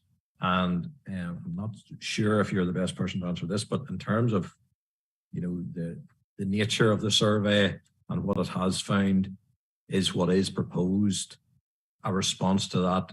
Is it an adequate response to that need that you have uncovered? And I say that without prejudice. I'm just simply getting an understanding of it. Is what is proposed an adequate response to the needs of people in Guildford?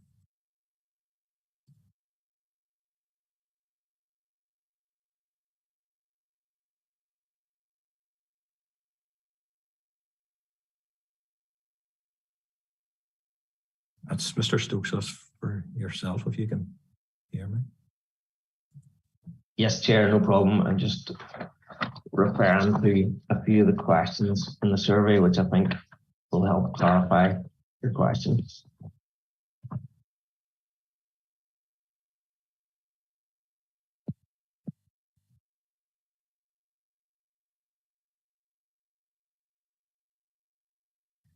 Chair, so I suppose in reference to there's the shopping element, which obviously, as you refer to, a high percentage of respondents obviously leave Guildford to do a main shop.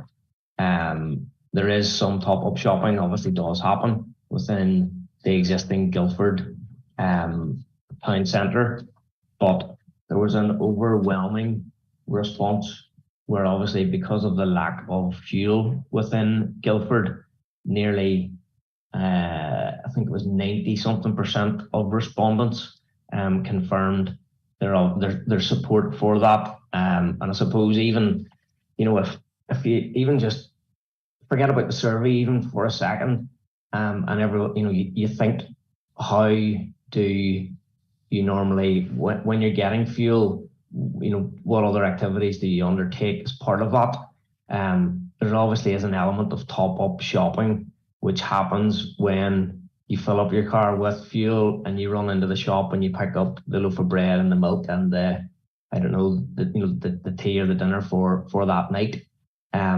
The fuel coming back to Guildford is bringing that spend back into Guildford town centre, which can only be seen as a positive.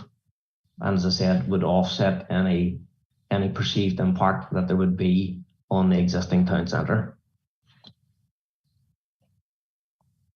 Okay, thanks for that clarity. I suppose the flip side of that, Eamon, I'm not sure if you're prepared to engage with me on this issue. Is that a yes or a no? So you're not, okay. That's a pity that you aren't able, because I had a few. I'd like to have got the balance on that perspective. If you yourself through your own consultancy firm had done some similar type work, I'd like to discuss that. But that isn't going to be the case. Councillor Nicholson has been waiting patiently. Going ahead. Thank you. Yeah, look, thanks, Chairman, and thank you for everybody that has given their presentations so far. And I suppose, Chairman, you're right. We're in a sort of new territory here, because I would like to hear the opposing side to obviously what Tom has outlined. But Tom, I have a question for you, and then I have one for Sinead. My question is in relation to the survey, just to get an idea of how far and wide that went. Did it go, how far did it go outside of Guildford? Did it go into the hinterland? Did it go as far as Banbridge? Just to get an idea of the scale of it. All right. And my question to Sinead is, the SPPS obviously is our sort of overarching document in relation to development, but I see in your report, just for clarification, there is other matters obviously in relation to that can be considered, and can you just clarify, Sinead, what matters those were? Just they're in your report, but just for clarification, what you took into consideration beyond the SPPS. Thank you. Okay, I know there's questions there for Tom and Sinead. Tom, do you want to go first, and then we'll maybe move to Sinead? No problem. Chair, thank you, Councillor Nicholson, for the question. And through the Chair, the survey was undertaken in Guildford, Councillor Nicholson. It was a combination of on-street surveys within the town centre, plus door-to-door surveys within the various residential developments around the edge of Guildford, but all contained within Guildford. Okay. Do you want to develop that in any way, or do you want to? Yeah, I do, Chairman. It's obviously that's very important, and clearly from the survey, it was overwhelming that there was a requirement.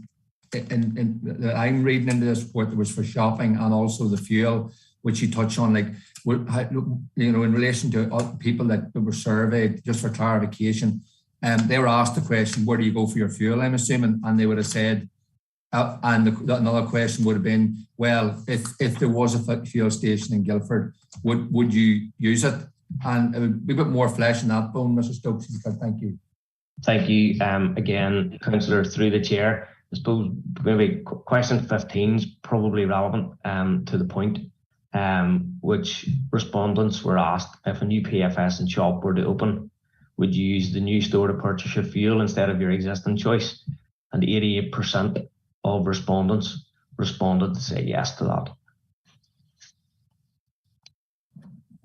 Okay, and then Sinead, on your points. Yeah, well, I suppose the first thing we'd consider was the LDP. You know, where is a site in relation to the town centre? And for those purposes, the site lies outside the town centre, and the SPPS then says you really should be looking at sites in the town centre first for retail, and which the applicant has done, and assess that in accordance with the criteria in the SPPS. And I think all parties are in agreement that there are no sites within the town centre that can fit this proposal, even in an adapted form.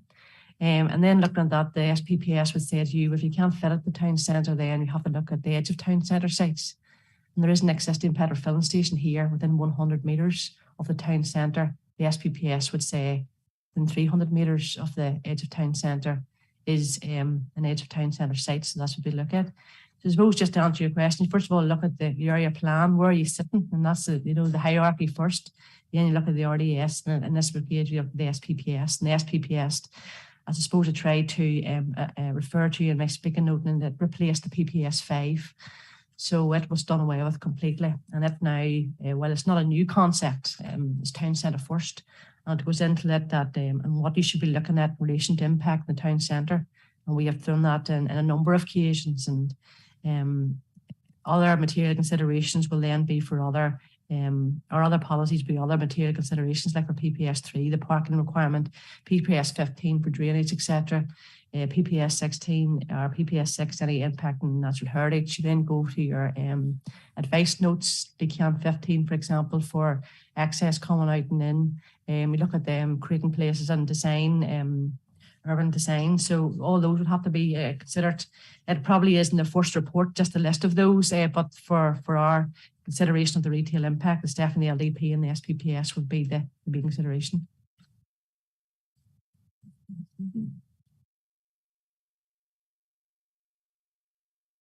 Okay, thank you. Councillor Rickland, do you want to come back on any of those points?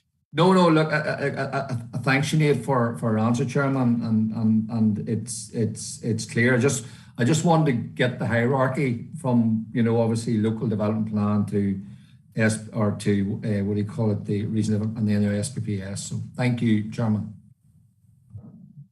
Okay, Alderman Barr.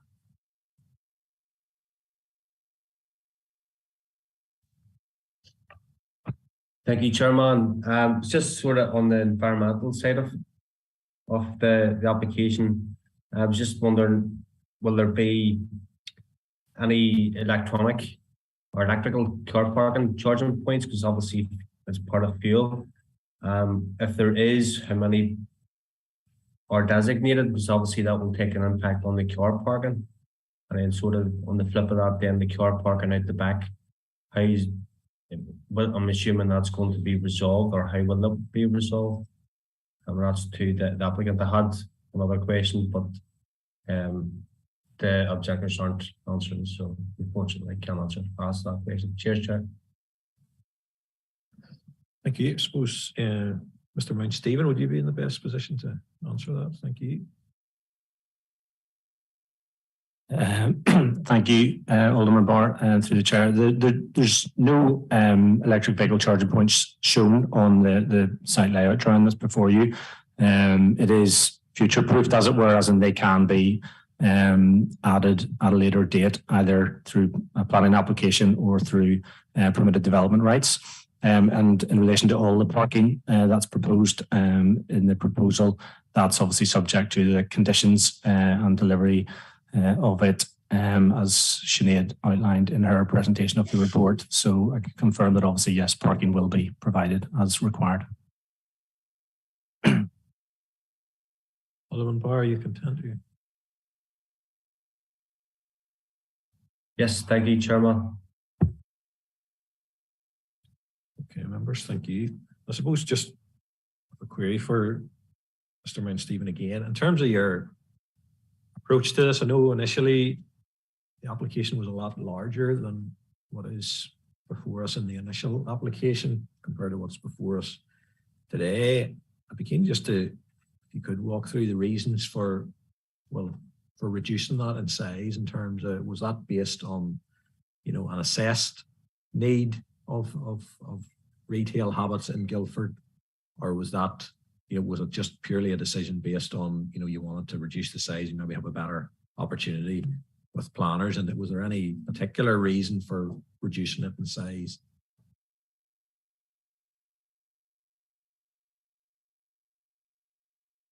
Do you want to speak, or?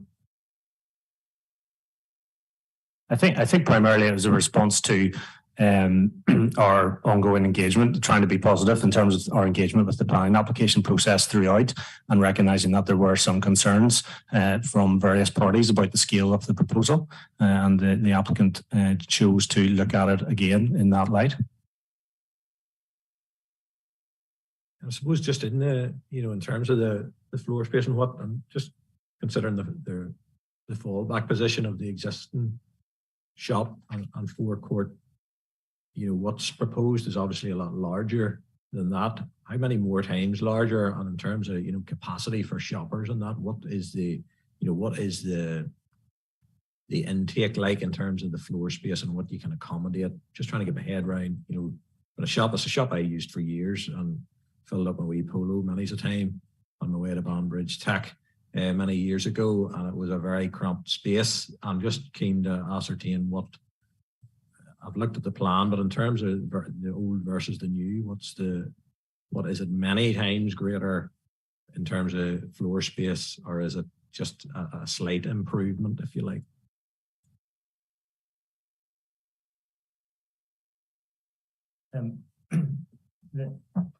I suppose the overall the starting point is that the Hendersons obviously want to deliver a sort of a quality modern shopping facility for Guildford, and the scale that's proposed would deliver that. It's about 360 square meters, I think, the net floor space, and it, you know, the existing floor space is about 130, maybe slightly less than that square meters. So that's the differential that we're talking about. I suppose you refer to the fallback, the existing shop. I suppose from our position that there's a proposal which is, you know, is consistent with the SPPS. You know, there aren't any suitable sites in the town centre. There's a need for this amount of floor space, and it won't have an unacceptable impact. So in terms of, you know, the weight that's to be placed on the proposal, that the weight should be placed on the proposal that's before you. That's compliant with the policy as Sinead has outlined in her report. I'm not sure if Tony wants to say anything else about the scale of the proposal. Well, I can just, when he was speaking, I was digging out the figures. It was reduced by a third from its original floor space, and the actual increase in net floor space, which is the area that generates retail impact concern, you know, that's the sale of the merchandise. The actual area involved, the increase is 232 square meters.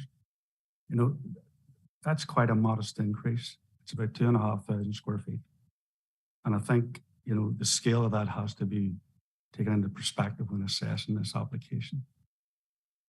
It's certainly not of superstore proportions, but I do take the point that you have mentioned, Chairman. It will allow for an improved shopping environment in terms of improving aisle width and product lines within the store. But it should always be borne in mind, and as has been mentioned previously, we were mindful of the concerns of the objectors. They've chosen not to articulate their issues here today. We were mindful of that from the outset, and we did reduce it. We then carried out a survey of shoppers ourselves before Tom Stokes produced his survey, and it was produced independently by the Card Group. And their findings substantiated our long-standing claim that the ability of this scheme to claw back expenditure going elsewhere would significantly mitigate retail impact. And in fairness to the council, they didn't take our word for it. They carried out their own survey, and their findings overwhelmingly vindicated the findings of our survey. So we're in a position here today where with two significant sets of evidence, two surveys carried out, would support the case for the application. And in stark contrast, everything's being delayed here today by people who aren't armed with that survey information themselves. They haven't produced their own evidence. And so there has to be an evidence-based decision. And I think on the basis of the two surveys and over a 5-year track record, that things should be approved for this application.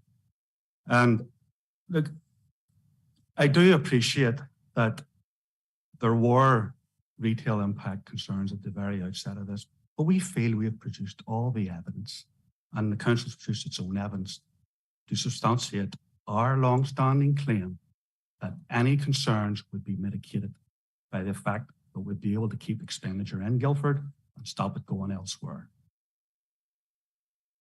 And you can't put it in any plainer terms than that. Thank you. And I suppose just on the back of that, I know you have made a few statements there on the planner's own initiated research on this. And just from Tom's perspective, is it a mirror image as such in your view of the outworkings of your survey versus the applicant's own work, Tom? Do you see a correlation? Because I'm keen that that's on the record as not just the view of the applicant, but rather from our own council's perspective, that what's your take on what Tony has said? Chair, yes, from our perspective, now our survey went into a bit more detail than the applicants, but there is correlation between the answers and responses to the applicant's survey, which was undertaken by an independent company called Card Company, and also the responses which we received to our shopper survey. Okay, thank you, Tom. Councillor Nicholson. Yes, thank you, Chair, and thanks everybody for their answers. Tom, I suppose I'm going to put you in the spot again with a question, and again, in your expert opinion. Obviously, you said they correlate, but in your expert opinion, do you believe there's a need established here in the village of Guildford for this facility? Councillor Nicholson, again, thank you for the question through the chair. Yes, when balancing all factors, Councillor Nicholson, we believe there is a need, and any impact on the town centre will be mitigated.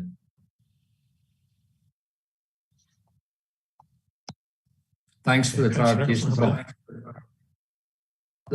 Thanks, Chair. That's clear now. Thank you.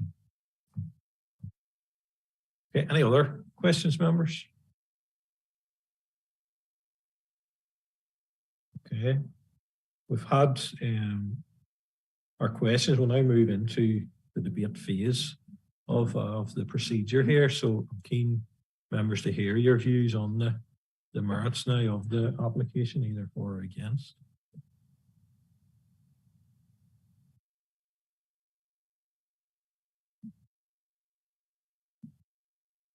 If anyone has a view, now is the time to state it. Councillor Nicholson. Yeah, look, Chairman, we are in a strange scenario here, because obviously we're only sort of listening to one side, because the objector has taken the stance that he doesn't want to engage with us tonight in relation to this. But I do think that this has been as an application been round the block quite a while. There's been careful consideration. It's been rigorous. I'm happy that the information in front of us this evening, sort of will allow us, or allow me anyway, to make a decision. And as I say, I've been to hear other members in relation to it. And as I say, I thank everybody for obviously coming along, and I know it's been a long drawn out one, but I think, you know, we're sort of we are where we are, and really I feel comfortable, Chairman, to be able to hopefully bring this to a conclusion this evening. So in relation to it. So but as I say, let's hear some other members what they think. Thank you. Okay, any other commentary? Alderman Twible.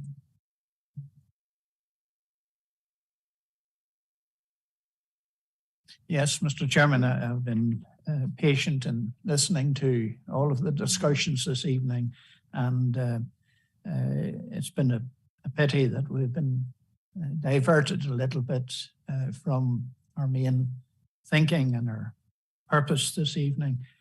And certainly I know Guildford very well and know of the need for a petrol station, petrol availability in Guildford.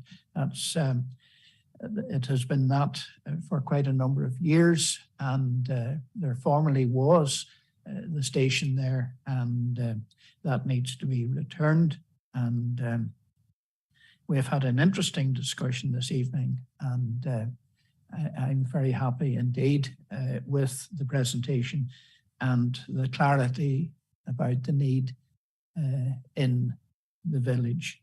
And the survey really did turn up so many interesting figures and facts, and in regard to shopping and needs, and when people need materials and so on, as well as petrol. So I'm very clear in my own mind about the case this evening.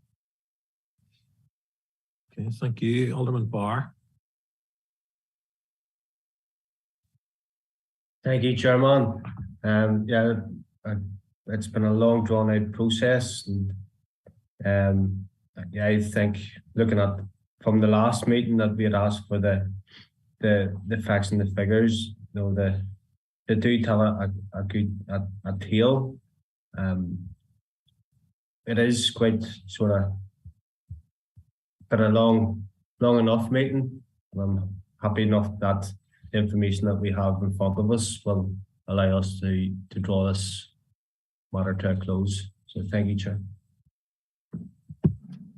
Thank you. And as Chair, I know we've had a few niggles about this as the meeting has progressed, and I'm going to test your knees again, folks, because I have a couple of legal issues I want to discuss, and I want to do that in confidential. So I make no apologies for doing it, and I'm going to do it. So I'm going to make that proposal.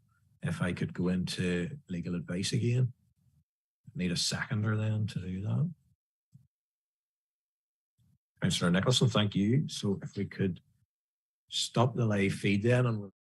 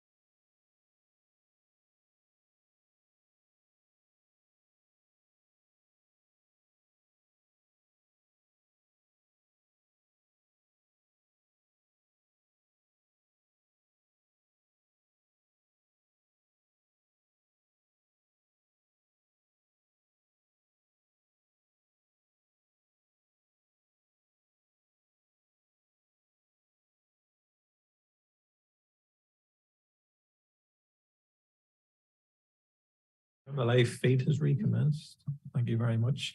Okay, before we broke there again, I know we were on members' debate points there, and I suppose in terms of that, I haven't detected, certainly this evening anyway, from any of the representations I have made, that proposal, if it were to go through, and that's the basis of the officer's recommendation, and the reports that I have seen and digested certainly haven't pointed to the detriment of the vitality of Guildford as a town centre.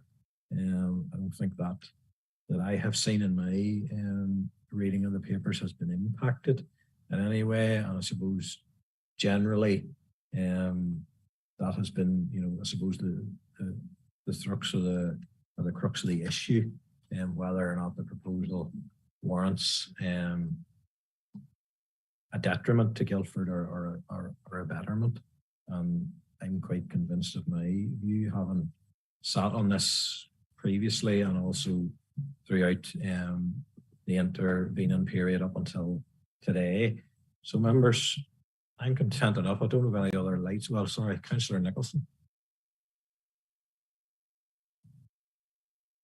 Yes, Chairman. Look, I agree with you. We've got experts in front of us this evening who've outlined that case, and it's something we as a committee had asked for previously. And I suppose the other things in my head are, this has been sitting, sort of empty for so long.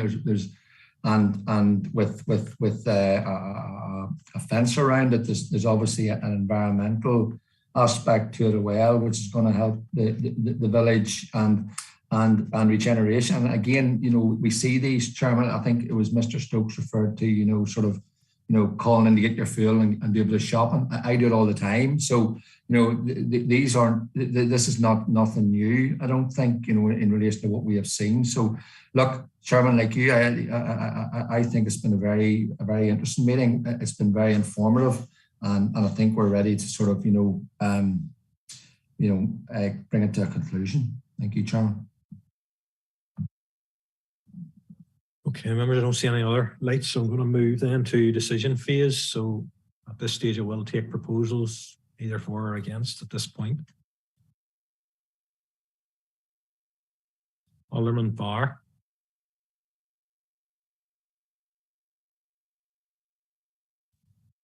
Thank you, Chairman. Given the extent that we've went through the past number of years and looking at the report, I'll propose the recommendation of the report.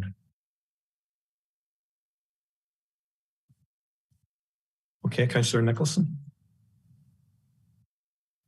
Yeah, look, Chairman, I'm in agreement. I think there has been a very careful, rigorous scrutiny of this application, and I thank Sinead again, as usual, for her detail. And she's clearly set out that it's very much evidence-based of where we've come to. There is a lot of mitigating factors that have been given to us this evening in relation to the fact that there've been no adverse harm, I think, is a conclusion to Guildford. In fact, there could be a clawback there, and obviously there's the additional planning gains of the environmental improvement of the industry of the village, regeneration and job creation, Chairman. So I'm happy to second the recommendation and tonight. Thank you.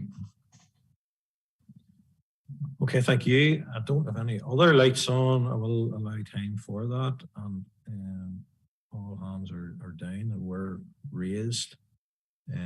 So with that being the case, we endorse that proposal. We don't have any other proposals, so that application is approved. I thank everybody for their time tonight. And we are now, before we move on, members, to agenda item 4, we are going to take a break for some refreshments for maybe 20 minutes. We'll see you all back for the next item on the agenda. So thank you for your time. And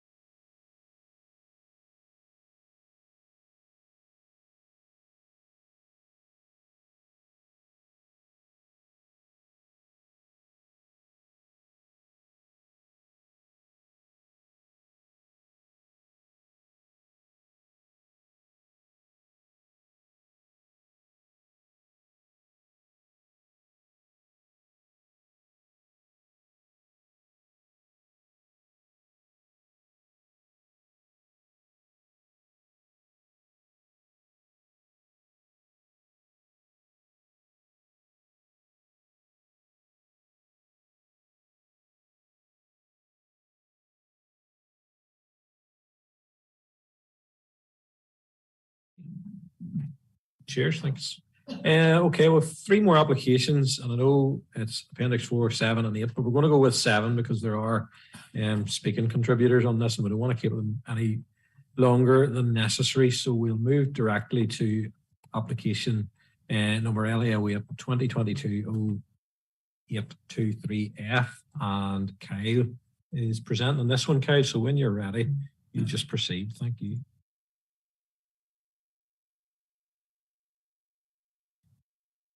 This plan application seeks full plan permission for the retention of a prefabricated modular educational unit consisting of 2 classrooms, pardon me, with ancillary accommodation and associated site works.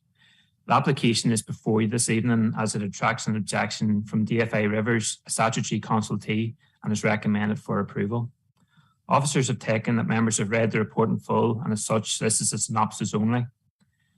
The application site is located partially on a shield sports pitch within the grounds of Liston Alley Special School and partially on an area of tarmac playground as approved under planning application LA 08 2021-0834F, which was considered at August's planning committee. The site is within the settlement limit of Armagh, as defined by the Armagh Area Plan 2004, but is located outside of the central area on an area of zoned open space. Policy OS1 of PPS 8 states that the department will not permit development that would result in the loss of existing open space or land zoned for the provision of open space. 2 exceptions are listed within the policy, one of which is where redevelopment will bring substantial community benefits that decisively outweigh the loss of the open space. In considering this exception, a number of matters need to be taken into consideration, including the Education Authority is required to provide a special educational needs service for pupils who cannot be accommodated within a main school setting. Liston Alley Special School is under pressure to provide additional school places. The development is required to facilitate projected increase in enrollment numbers. All 3 special schools in the council area are currently operating at or above capacity. Bespoke facilities are required for pupils, which can only be provided at this school.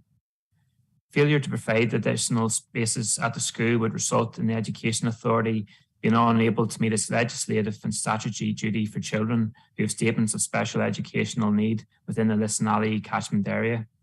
The plan history of the site, namely the approval of the 2 other module units under plan application LA 08 2021-0834F, is also material. Officers consider that hardship is being caused by not having sufficient classroom provision and by having to transport some pupils away from the site to schools which do not have the required facilities.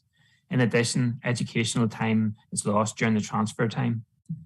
On the basis of the information provided, officers consider that it has been demonstrated that the development will bring substantial community benefits that outweigh the loss of open space, and therefore officers are of the opinion that on balance, the proposal complies with Policy OS1 of PPS 8 and the proposed development is acceptable in principle. The application involves the use of an existing vehicular and pedestrian access onto Liston Alley Lane. DFA roads were consulted and responded with no objections to the access arrangements. No parking provision is included as part of this application. However, a separate application was approved to provide the necessary parking provision under LA 08 2021-1631F, which was also considered at August's planning committee. A condition in relation to parking has been included, and on this basis, officers have no objections in relation to parking. DFA Rivers reservoir inundation maps indicate the site is in an area of potential inundation amounting from Larry's Lock, which is located approximately 5 kilometres upstream from the site. The SPPS, together with policy FLD5 of PPS 15 revised, provide that new development will only be permitted within the potential flood inundation area of a controlled reservoir if the applicant can demonstrate that the condition, management and maintenance regime of the reservoir is appropriate to provide sufficient assurance regarding reservoir safety, and the developer provides a flood risk assessment which indicates, amongst other considerations, an assessment of downstream flood risk. Members are advised that it has not been demonstrated to the DFA Rivers that the condition, management and maintenance regime at Larry's Lock is appropriate to provide sufficient assurance regarding reservoir safety. The overall hazard rating at the site is considered high by DFA Rivers, as there is considered to be an unacceptable combination of depth and velocity for this particular development proposal.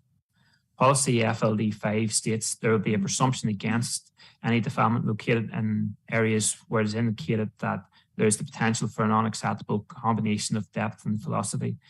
As such, the proposal is contrary to Policy FLD 5 in this regard. However, officers are of the opinion that there are sound and justifiable reasons in this case for departing from policy, and specifically Policy FLD 5. Those details are set out in detail in the report, but in short, hardship is being caused by not having sufficient classroom provision and by having to transport some pupils away from the site to schools which do not have the required facilities. Educational professionals have identified the need for additional accommodation at Lisnally Special School. The development is required to meet projected enrolment numbers. Furthermore, the entire grounds of Lisnally Special School are located within the area of inundation, and the lands on which the development is situated is currently being used by pupils at the school in 2 modular units approved under planning application LA 08-2021-08-34F. A flood evacuation and management plan has been provided by the applicant. The plan identifies that a flood warden would be established who would be responsible for communication in the event of a flood event. Evacuation routes have been identified, and the evacuation time is considered to be less than 7 minutes. The flood evacuation management plan identifies that if Lowry's Lock was to fail, it would take 30 minutes for the first floodwaters to reach the site, and the duration from onset of reservoir failure to flood peak would be in the region of hours. Notwithstanding the fact that the application is contrary to Policy FLD 5, officers in this instance consider the material considerations as presented weigh considerably in favour of the proposal, and furthermore are considered to outweigh the fact that the proposal is contrary to policy. Officers attach considerable weight in the balancing exercise such that the development of the site for this modular unit is considered acceptable. As noted in the report, the Deanery, which is a historic park, garden or domain, lies to the east of the site and is located, and the site is also located within the sphere of influence of a historic site. Following consultation with HED, officers are satisfied that the proposal meets the policy requirements of PPS 6. Overall, on balance, officers consider the benefits that will arise outweigh the conflict with planning policy. So for this reason, and subject to the stated conditions, it is recommended that planning permission is granted. Just have a short presentation then to show you.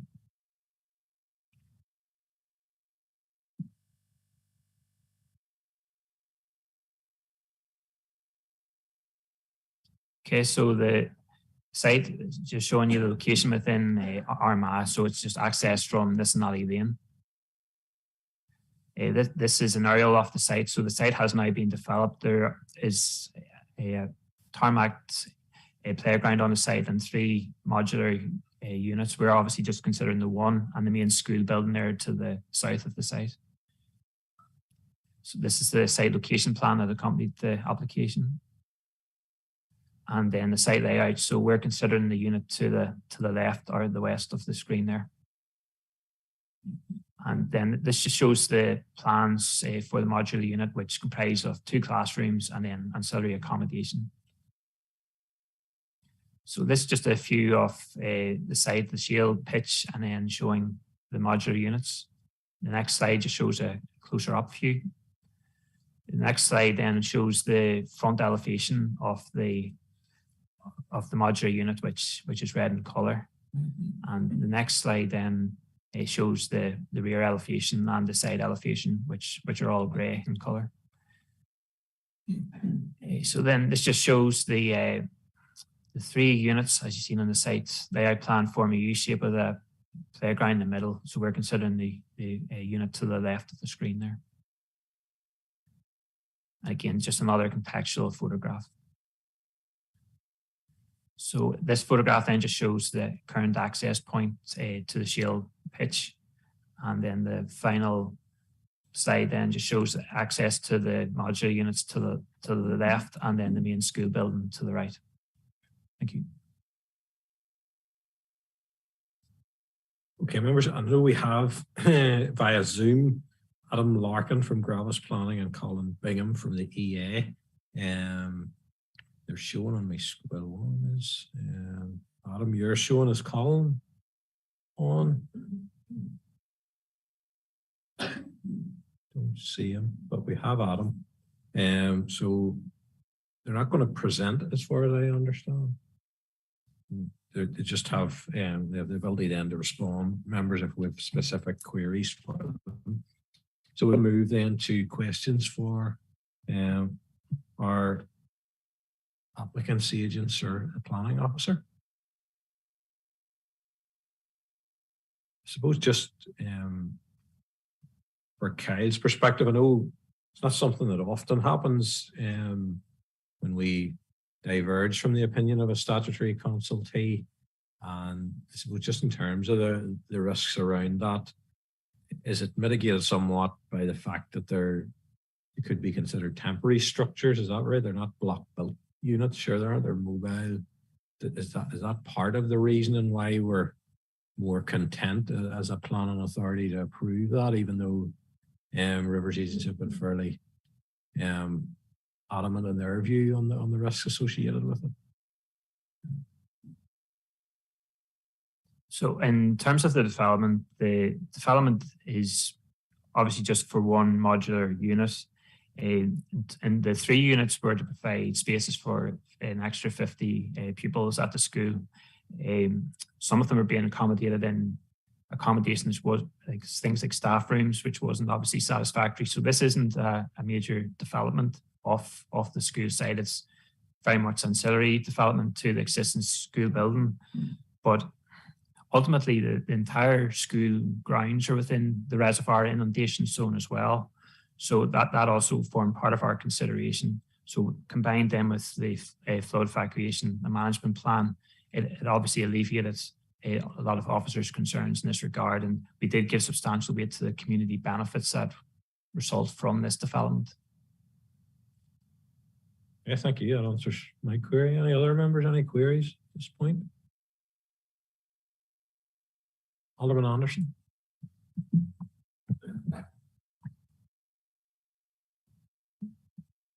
Thanks, Chairman, and thanks, Kyle, for your presentation. No, I find it interesting on condition 3 here that we reference as a flood warden and what the job would entail. It's something I haven't experienced before, but this is Larry's Lock, which has the potential, if it wasn't in good condition or management or maintenance, something could go badly wrong. Well, what would the duties be of a flood warden to ensure that everything is safe there? I don't know if Larry's Lock is in private hands or what it is, but some of the locks maybe are not up to the full spec and are maybe old. I'm just wondering what effect having the flood warden there, what effect that would have in securing that everything is safe there. And I do take on board the points made, how long it would take to evacuate and such as that. But I'm just interested in the duties of flood warden and when and what they would have to report on every month or every week or every day, or what it is. It's just some clarification. Thank you, Chair. You, Kyle? Yeah, ultimately, the flood warden is to check any communications, any websites in case there is the event of the reservoir failure, but also then if there is flood waters identified on site, they're the person then who coordinates the response. So they're the person in charge of making sure the school is evacuated. So ultimately, the plan is showing that they can evacuate that school within 7 minutes. And obviously that has to be a coordinated approach to make sure that that is done in a timely manner. So effectively they would be their key roles. So within the previous approval, again, a flood warden was required, but this was just really to reinforce the necessity for this development as well. Okay, thank you. Any other questions, members? Alderman Anderson? Yeah. Thank you, Kyle. And yes, I take on board there the evacuation procedure and whatever. But this, I picked up in there on your response that the previous application had this flood warden and this all in place as well. So really, this is just a continuation of what has went previously, I think. Thank you. Yeah, so ultimately then for this additional unit then we felt that it was appropriate to apply the same condition then as well, yeah.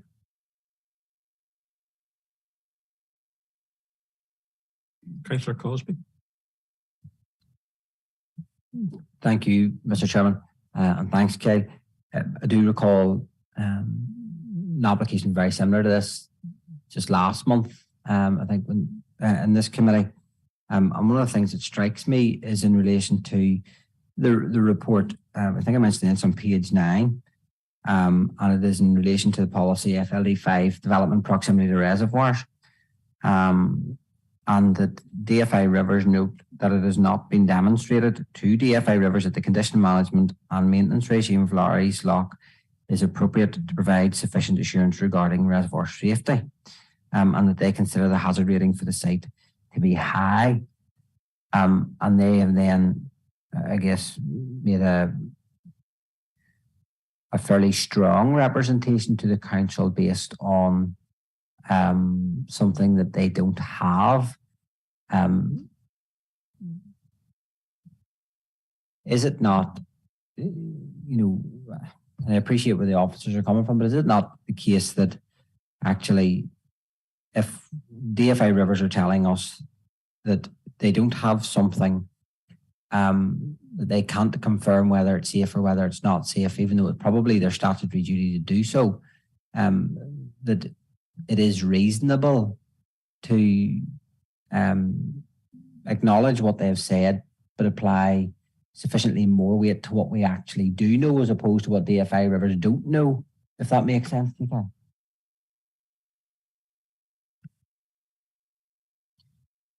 Yeah, so in terms of policy FLD5, it places the onus on the applicant to demonstrate the condition management and maintenance regime at the reservoir, which obviously can be quite difficult to do and has been in this case. In terms of, can I just get a wee bit of clarification just from the councillor again, just on the question, sorry. Is it the case that it is reasonable that we would apply more weight and material consideration to what we actually know as opposed to what we don't, or as opposed to what DFI Rivers don't know? Yeah, so in the report then we did show that there was other material considerations there that we applied greater weight to. I think the fact that the entire school is within the reservoir inundation zone as well is material. This isn't a major redevelopment of the school. It's very much ancillary accommodation at the school. So that is, yeah, the other material considerations in the balancing exercise were given greater weight in this instance. Okay, I take it, Kyle, the issue is Larry's Lock. Should that not have an outlet, or there's some issue with the outlet that the water then can't get away and it backs up? Is that the case in this? Is that Rivers Agency's main concern? And then following on from Councillor Cosby's point, then without the suitable maintenance being done to Larry's Lock, I assume to prevent that, then it's just increasing the risk very many times further upstream. Is that an accurate understanding of it? Ultimately, the impact would be through, a climatic event where ultimately, there's substantial rainfall, and for example, then the reservoir would fail, or it could have been another act such as something like tourism or something that to cause the reservoir to fail. But effectively, then their concern is the impact in downstream areas. So they have a mapping system then identifies areas that can be potentially impacted in the event of reservoir failure. And it just so happens then that this site is one of the many areas of Armagh and on that corridor that is impacted by that potential flood water. Okay, so it's a downstream, it's not an upstream, as I imagine. Yeah, so the site would be downstream. Downstream. That explains it. Thanks. Okay, members, any other questions on this one? Don't see any more. Don't forget, we do have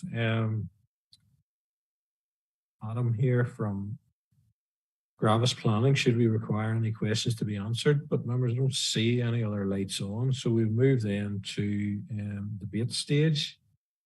Any views on this application, members? Councillor Savage. Thank you very much, Chair. We did have a good debate last month on the application at the school as well, and we did ask questions about the flood risk and things at that time. And I think, as Kyle has highlighted in his report, it's a balancing act.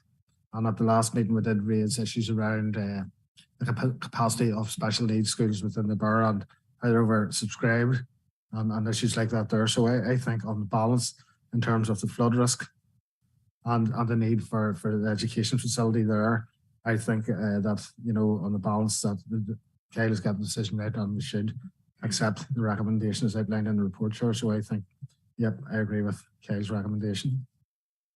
Okay, members, any other views? Councillor Lavery. Thank you, Lord Mayor. I suppose I would concur with everything Councillor Kevin Savage said there. I think all the members will recall the last application for this site that came before committee, and it's the same issues being discussed, and a number of measures have been put in place with regards to potential flooding. But given that the site is already on that floodplain issue, I think that the measures discussed are appropriate, and I'm really inclined with Councillor Savage to agree with the recommendation to approve. That's the way I would be leaning, Chair. Thank you very much. Any other contributions, members? Don't see any lights on, so I'm going to go straight to decision-making time, members, and we have heard a couple of members give their views on this. Councillor Lavery. Thank you, Chair. Yes, content to propose a recommendation to approve. I suppose given the same reasons outlined in the debate stage there. Yes, noted. Any? Thanks. Seconded, Chair. Councillor Savage. Yes, Chair, I'm happy to second that proposal. Okay, members, any other proposals? I don't see any. So on that basis, we'll move then back to Appendix 4. And Adam, thanks for joining us. I'm sorry where your services weren't required, so you got an easy night. But thanks for taking your time anyway. I'm sorry for the delay earlier. So we'll move on to Appendix 4. And Liam, I think, is going to present this report. So Liam, when you're ready, work away.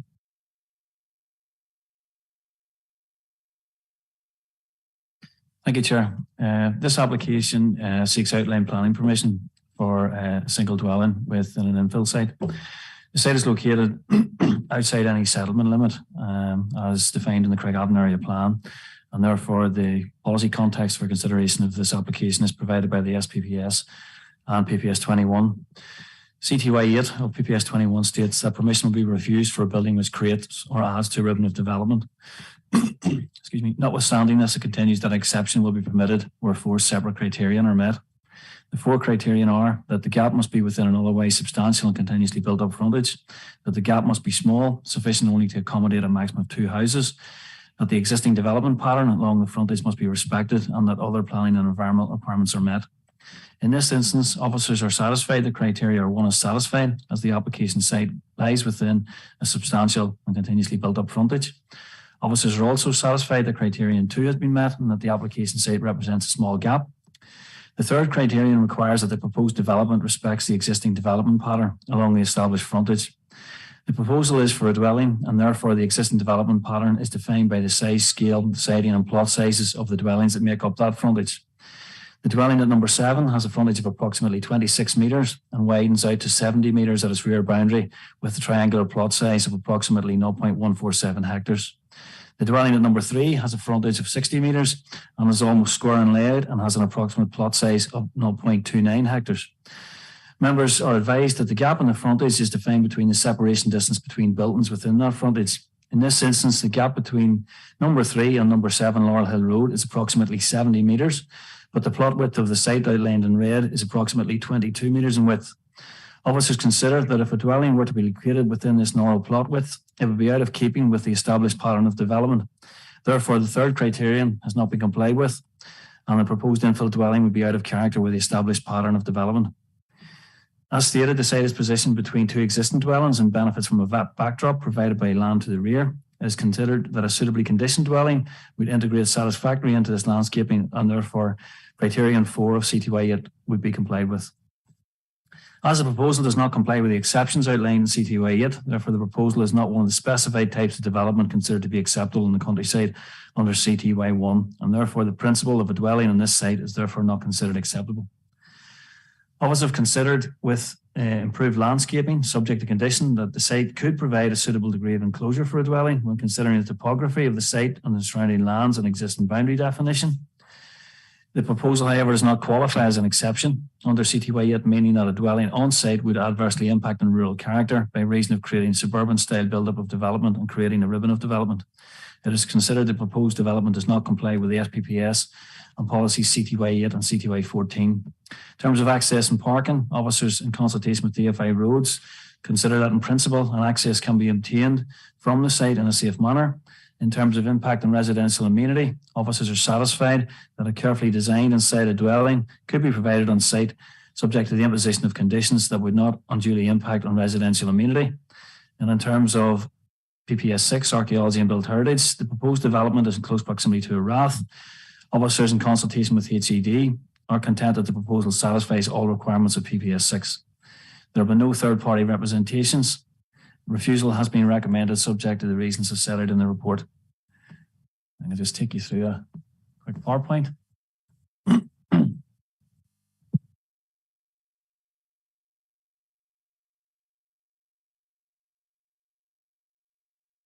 So this is our site within the general area. This is our site location plan with the site outlined in red. This is the indicative site layout provided by the applicant's agent. This is an aerial photograph showing the plot sizes in proximity to the application site. This is just a view of the site from the Laurel Hill Road. You can see this sort of elongated narrow plot width. And again, just another view across the application site, looking towards the other property.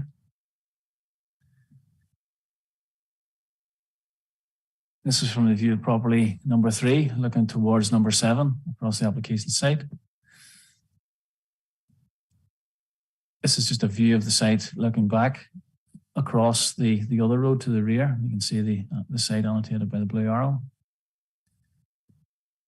And again, looking from the Donaghcloney road back towards the Laurel Hill Road, and you can see I think you can just make out the sort of constrained nature of the site annotated by the blue arrow. And again, that's just another view from the Donaghcloney Road looking back towards number 3 and the site annotated in blue.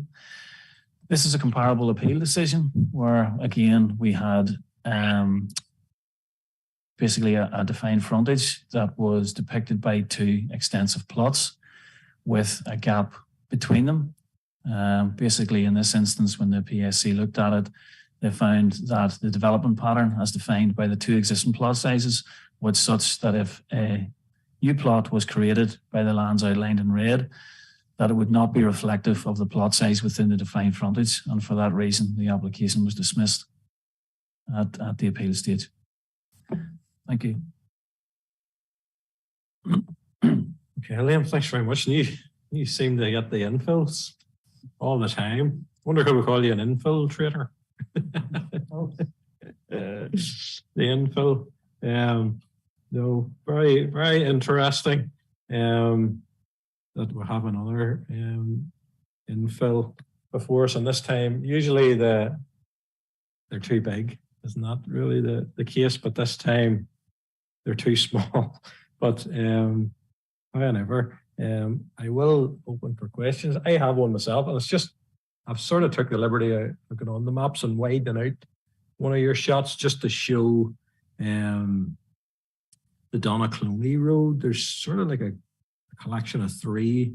I know it's on a different road, but it's in the vicinity, if you like, and some of those frontages are quite narrow.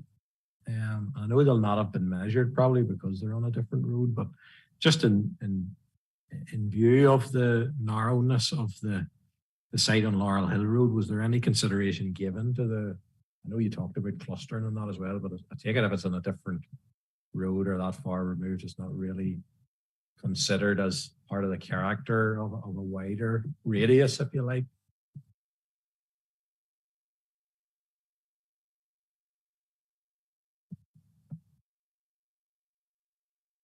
No, thanks for the question, Sharon. No, essentially, given what I just referenced there in the PSC decision, what we have to consider is the plot sizes along the defined frontage, excuse me, that we're actually considering. So that's why I'd highlighted that appeal decision, because it was again reliant on two plot frontages, which is similar in this case. So the two plot frontages are number 7 and number 3, Laurel Hill Road, and they're the only consideration in terms of what actually defines that frontage. And when we look at the policy, it's that it shall respect the development along the frontage. So if the frontage is defined by those two plots, well, it's those two plots that we're reliant upon as building the character along that defined frontage, and that's what we have to consider. I suppose just following on from that, staying there on the Laurel Hill Road, the site immediately to the right, I mean, there's sort of a character of odd, carve-ups of fields there in terms of how sites are positioned. I mean, that one to the immediately to the right looks like, the field has been split diagonally. It is lending to this sort of odd outlook of plot sizes. And I'm wondering, does that sit in any way in favor of, how, or why the applicant has felt they have a chance in that regard? It does, there's not a uniform approach, whereas on the Donaghcloney Road there is quite a uniform approach where you have three quite equally sized plot sizes, whereas the Laurel Hill Road, you have a fairly huge one and then three quite small ones with, odd sort of carve-ups on the fields. I suppose the point that I would make, Chair, is that we considered to be the frontage in this case was actually only numbers 3 and number 7. So in that respect, that's all we considered. The other buildings were not residential properties. They're farm out buildings, and some of them didn't have frontage onto the road. Some of them didn't have the benefit of planning permission. So the only buildings that were meriting consideration as part of the defined frontage in this instance were numbers 3, its outbuilding, and number 7, and its outbuilding. And it was those 4 buildings that defined the frontage. And in that regard, the plot sizes were defined by those 2 plots. And when we looked at those, we felt that shoehorning a dwelling into a site that was 22 metres in width, when the separation distance between number 7 and number 3 was 70, was out of keeping with that defined character.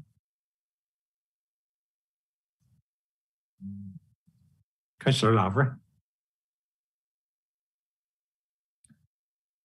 Thank you, Chair. And again, similar to yourself, it's a bit of an unusual one, and that this is coming from the angle of being too small rather than too large, which is the normal infill issue we have.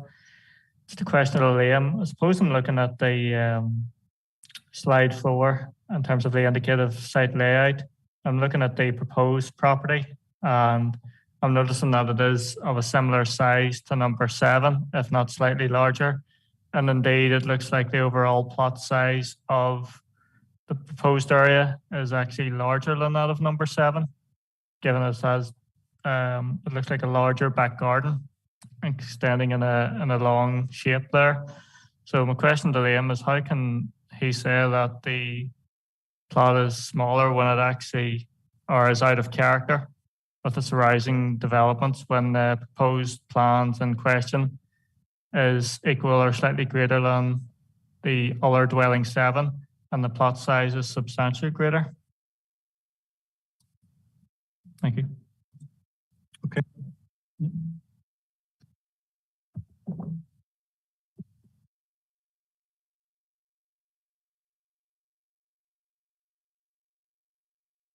Come up. Yeah, thank you for the question. And yeah, I think the red line on the application site is deceptively misleading. It extends from one road, the Laurel Hill Road, which the application site has a frontage onto, right through to Donaghcloney Road. It's approximately 125 metres in length from road to road. And I mean, if officers were even of mind to consider that this was an acceptable infill site, we would be conditioning that the extent of the curtilage would be significantly reduced. It would never be that length of 120 metres. So the red line as drawn there is probably for artistic merit to try and create an artificial sort of enlarged curtilage that would never be something that we would look at favourably in terms of a planning condition attached to an outline planning condition. To have a sort of a more uniform curtilage there, basically that would be chopped in half along those lines. And in that respect, when you look at the overall site area of something like that, then and the frontage it will have onto the road of approximately 22 metres, given the other figures that have been articulated in the report, we did feel that that was out of character. Could I just come back in on that one, Chair, if that's okay? Yes, go ahead. Thank you, Chair. I suppose my question is, I mean, we're always told that we can't hypothesize and so on, that we'll have to go with the planning application before us, and do we not have to go with the red line before us in that instance? And then my second question, sub-question, that would be, if that was chopped in half, what would that plot area be, and how would that compare to the plot area of number 7? Those two questions, Chair. Thank you. No, we are asked to look at the red line. Councillor Lally, you're quite right. But what I'm saying to you is that wouldn't be an acceptable, in officers' eyes, that wouldn't be an acceptable curtilage if we were minded to approve this application. We would be conditioning that residential curtilage would be significantly reduced in that respect. So yes, whilst we are duty bound to consider the red line, the merits of the case dictate that we have to condition as we see fit. And I suppose if we were going down the line of saying that site significantly reduced or cut in half, I wouldn't have the area just off the top of my head. But if it were to be reduced, then the size and scale of that plot size would be similar in size to number 7. But I suppose the point that's being made is that would have a different representation onto the road frontage in terms of the plot width along the frontage and how the site expands out in looking at numbers 3 and number 7, because we have to consider both. Thank you, Chair. I may have another question, but I'll just maybe let any other questioners come in at this time. Yeah, that's no problem. I'll take Councillor Cosby and then I can come back to you, Councillor Lavery. So Councillor Cosby. Thank you, Mr. Chairman. I suppose just from my own mind, and whilst visually I can see, the very significant differences in the shapes of the sites, if I can just ask a point of clarity, I know, Liam, and I don't know whether it's relevant or not, but I know you've stated that the measurement between house to house from 3 to 7 is just over 70 metres. And then in terms of the width of the site in red is currently, through you, Mr. Chairman, I think 22 metres. Whereabouts is that measurement taken from? Just for my own mind, because it might actually help me in terms of maybe a follow-up question, if you don't mind, Mr. Chairman. Yeah, I know we usually, but maybe I've missed it. We usually do have a slide with plot measurement on it. Do we have that one on there? No, we don't. But Liam, no, go on ahead if you can clarify for Councillor Cosby. Yeah, Councillor Cosby, that would be from the gable of number 3 to the gable of number 7.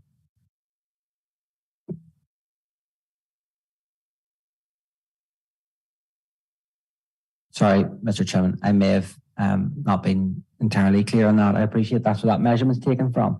But in relation to the application site and the measurement of the width of the site, is it 22 metres? At what point on the site or what location on the site is that 22 metres taken from?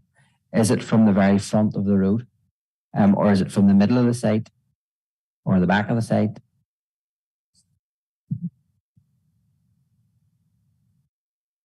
Yeah, essentially, I think at the front section of the site with the curvature of the road, it measures 26, but the elongated portion of the site along there is 22 metres.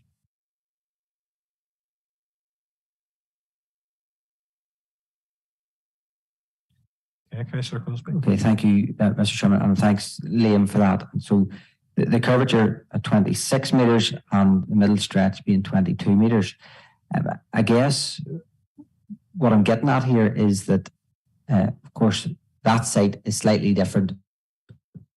Weekly, at the address of number 7, that site is narrow at the front and widens out to the back, which is entirely different than plot number 3.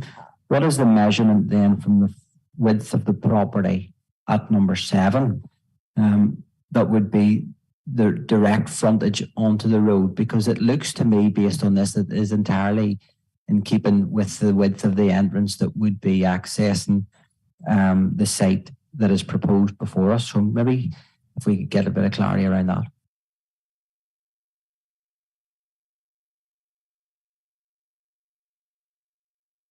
Yeah, you're quite right, Councillor Crosby. The points of entry are largely similar. It's how the site opens up defines largely how the character of that site would appear along the frontage. And an officer's opinion, when you look at numbers 3 and number 7, in the total, in terms of the frontage and how the sites open up, number 3 is the rectangular type plot, and then you have number 7, which opens up to approximately 70 metres at the back, which gives a very different representation in officer's view as to how the character would be defined along that frontage. So you would have 26 opening up to 70 metres, and then you have a box sort of site of 60 metres all around.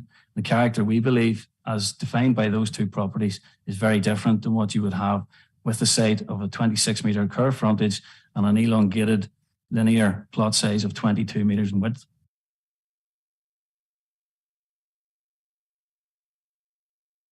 Okay, thank you. Councillor Lavery, you were looking back in. Yeah, I suppose I had a different question, but I'd actually want to hit on a point Councillor Crosby said there, and maybe an answer from Liam, because we were told initially in that presentation that the plot frontage was 22 metres, but I think Liam mentioned that the actual curvature of the nature of that bend on the plot frontage there of this proposed site, it's actually 26 metres, and that the 26 metres is also in keeping with the plot frontage of number 7 onto the road. Could Liam just confirm those numbers if I've heard those numbers incorrectly? Thanks, Liam. No, those numbers are correct, Councillor Lavery. Yeah, but I suppose what we were saying is it's not just about the plot frontage per se. It was more to do with the plot size, scale, and the visual representation that has onto the road. They're all form part of the consideration as part of the policy. Okay, thank you. Councillor Lavery, looking back in. Yeah, just the question I was going to ask then, just in terms of this nature of ribbon of development. I have been, looking at the site here in 3 and 7 and so on, and say if this alleged property was to go in, you'd have 3 houses on the row, and I think you have 1 below it to the south of number 7. How many properties? So that would be sort of 4 properties in a row with frontage onto the road and the side of the road. Does that 4 properties then constitute a ribbon of development in your view? Or how many properties would it take to constitute that alleged ribbon of development? Thank you. Okay, Liam.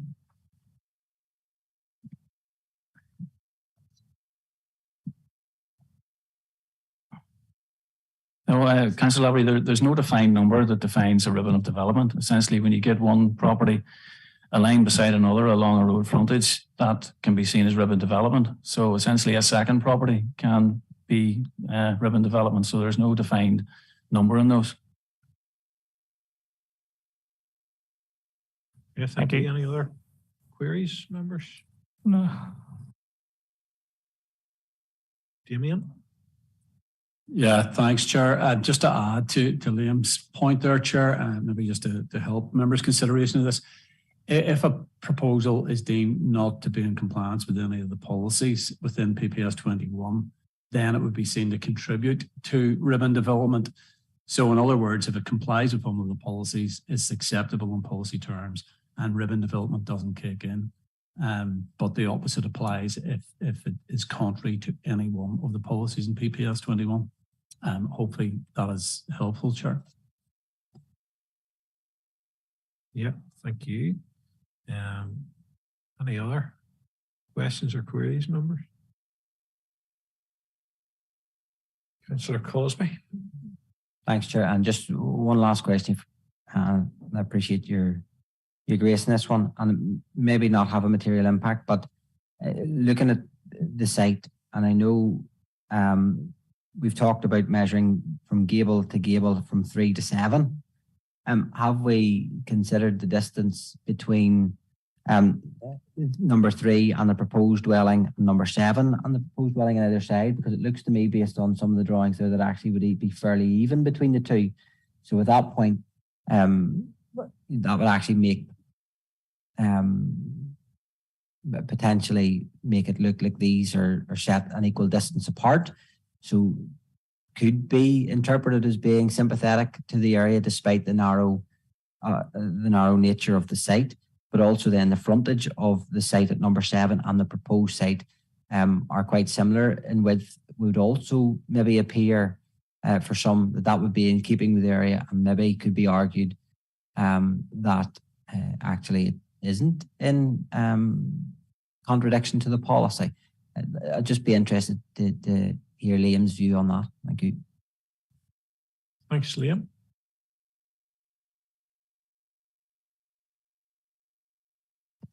No, essentially, I suppose our only consideration is the gap between buildings, and that's what the policy directs us to.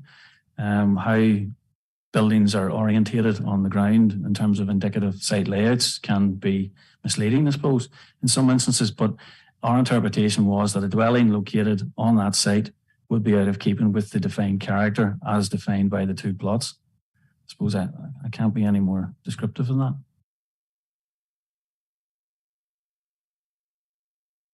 Actually, do we know if the site itself is under the control of number 3? I know it's not material that we consider, but I'd just be keen to find that out.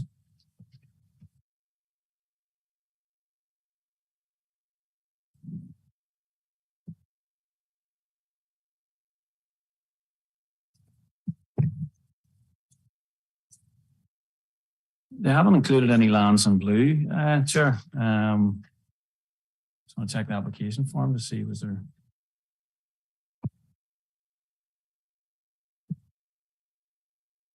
If they are, I don't think we've been made aware of it. But there was no objections from number 3. So no, all we have is that the site is owned by Mr. Boyle, who has completed certificate A. No details on where Mr. Boyle is from. Okay, no, that's fine. Members, any other queries or questions on this one? We have fulfilled our questioning duties then, have we? On this one. I don't know any other puns regards info. I've used them all. I think they're not great tonight, I have to say. We're all tired, I think, just are we? Members, take any other queries at this point, or we'll push on then into the debate phase. Okay, members, we'll go into the debate phase then. Councillor Lavra. Thank you, Chair. Yeah, probably go into debate rather than hear any more puns. I suppose the issue here, we're looking at it, and I was a bit surprised looking at it in terms of this whole character argument, and that the argument being put forward by officers is that this alleged plot is out of keeping with the character of the surrounding developments. Yet the housing type in question is within the same kind of character as number 7.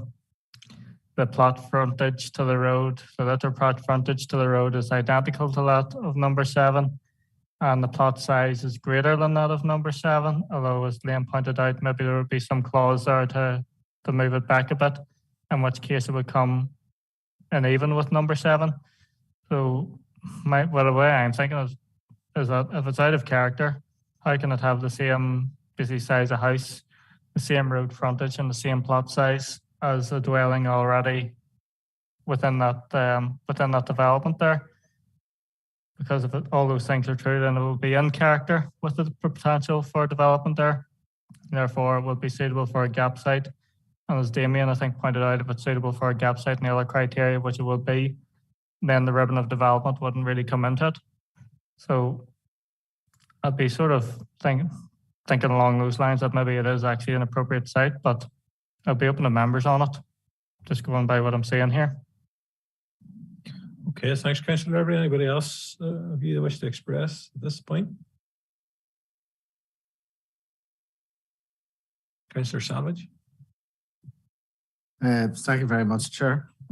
I think we're veering into the size of the plot rather than the frontage of the plot. And I think like Liam has demonstrated that the frontage is 22 metres, where the gap site between number 7 and number 3 is 60 metres, Liam. Is that right? Yeah.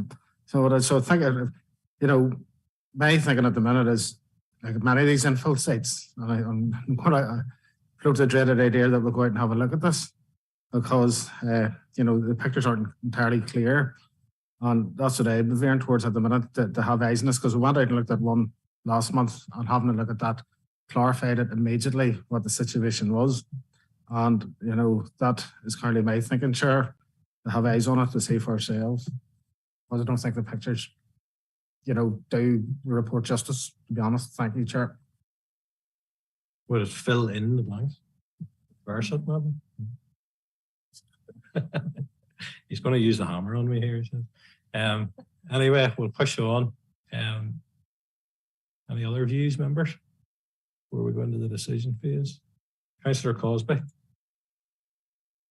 Thanks, Mr. Chairman. I think we're probably going to have three differing views on the floor. I think and comparing the planning appeal decision that is in the papers as well, and the reason given on it, and looking at this site, I'm probably much more sympathetic to Liam's assessment of the case than maybe I would like to be, but that's where I find myself in this point in time. Okay, members. See any other lights on? So we'll maybe then go into the debate or the decision phase with trepidation that we might have a number of proposals here to deal with, but we'll take them as they come. So I'm open to them now, members, if you want to make your proposals. Councillor Cosby. I propose we accept the officer recommendation, Chair. Okay. Councillor or Alderman Anderson. I'd be happy to second that proposal, Chair. Thanks. Okay, and we have Councillor Lavery as well with his hand up. Yeah, thank you. I suppose I was taking into account the arguments there of both Councillor Savage and Councillor Cosby, and start with Councillor Cosby's first. And I don't know, I think there's maybe some arithmetic skills needed by Councillor Cosby, because if you look at the comparable planning appeal, the plot frontage is mentioned in that, or plot size is mentioned in that, was half of the comparable sites, whereas I think Liam said on his own account there that the plot size would be in comparable nature to that of number 7. So I don't see how the planning appeal would have any weight on this decision. In terms of Councillor Savage points, I would kind of agree what he was saying there, and I think it's one that maybe we should have a good look at if we are maybe considering going outside of the officer recommendation at this point. So given that, I would actually propose a site visit to see what the situation is on the ground. Okay, members, so we have an active proposal on the table. We have a proposal that hasn't been seconded, so I will await a seconder, and I don't have a seconder at this stage, so we only have the one proposal, and I take it then we're not all agreed on that proposal. Is that the case? Correct. Okay.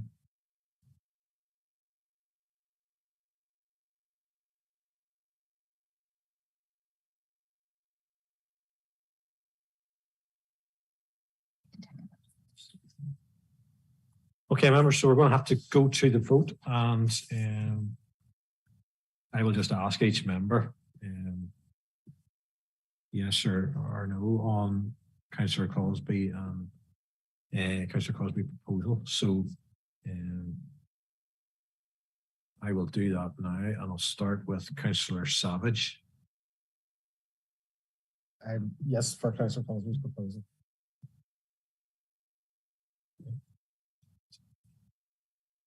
And then I'll move to Alderman Twyvell. And that's a yes again. Okay, and Councillor Wilson. Yes, Chairman. Okay, Alderman Anderson.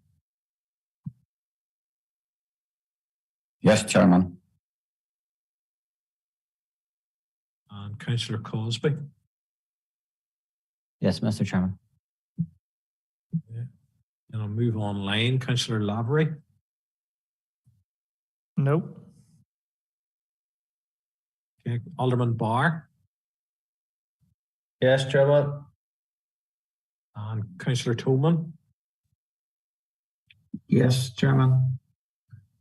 Okay, and I'll vote yes as well. So on the basis of that, we have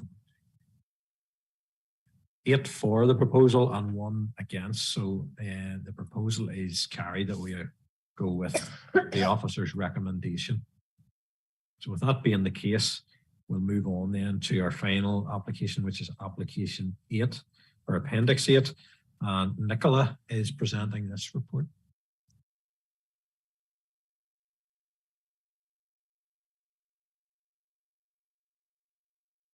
Thank you, Chair. This application is for temporary listed building consent for a ramp at Portadown Town Hall and to provide disabled access. The building is B1 listed. Historic Environment Division have been consulted and have no objections subject to a temporary permission. The ramp is a U-shaped design with a double 1.3 metre wide surface width to allow for suitable gradient. The structure includes a 1.15 metre double handrail and the ramp is finished in painted grey timber. The recommendation is to approve consent as set out in the main planning report. And I'll just go through the presentation. Thank you.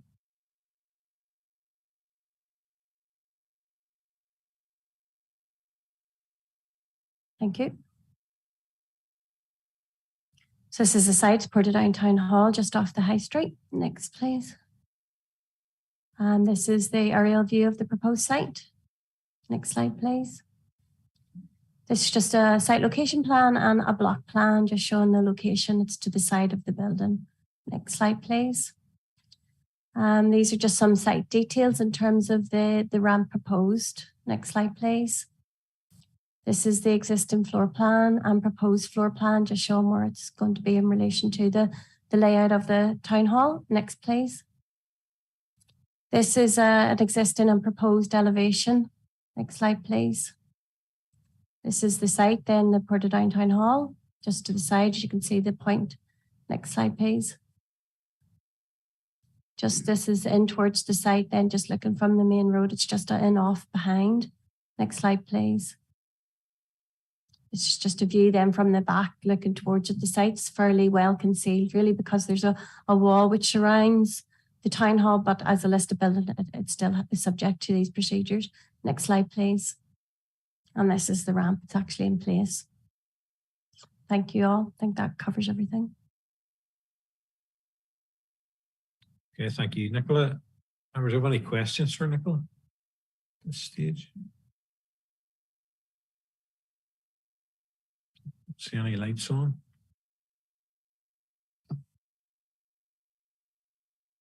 I'll take a pony.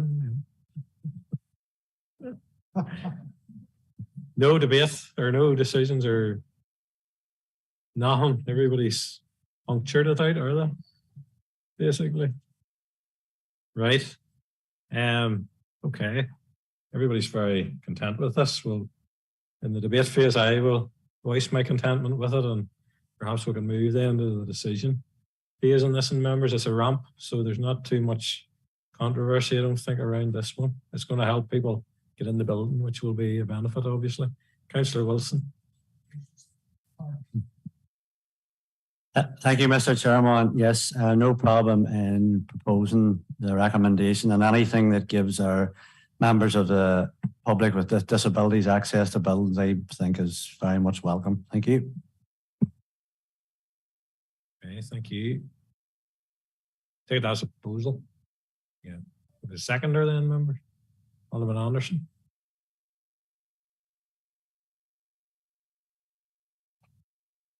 Yes, Chair, happy to second this much needed temporary acquaintance or what we need there. Okay, members, I have no other proposals, so we'll just ask if the well, I suppose thanks to everybody for coming.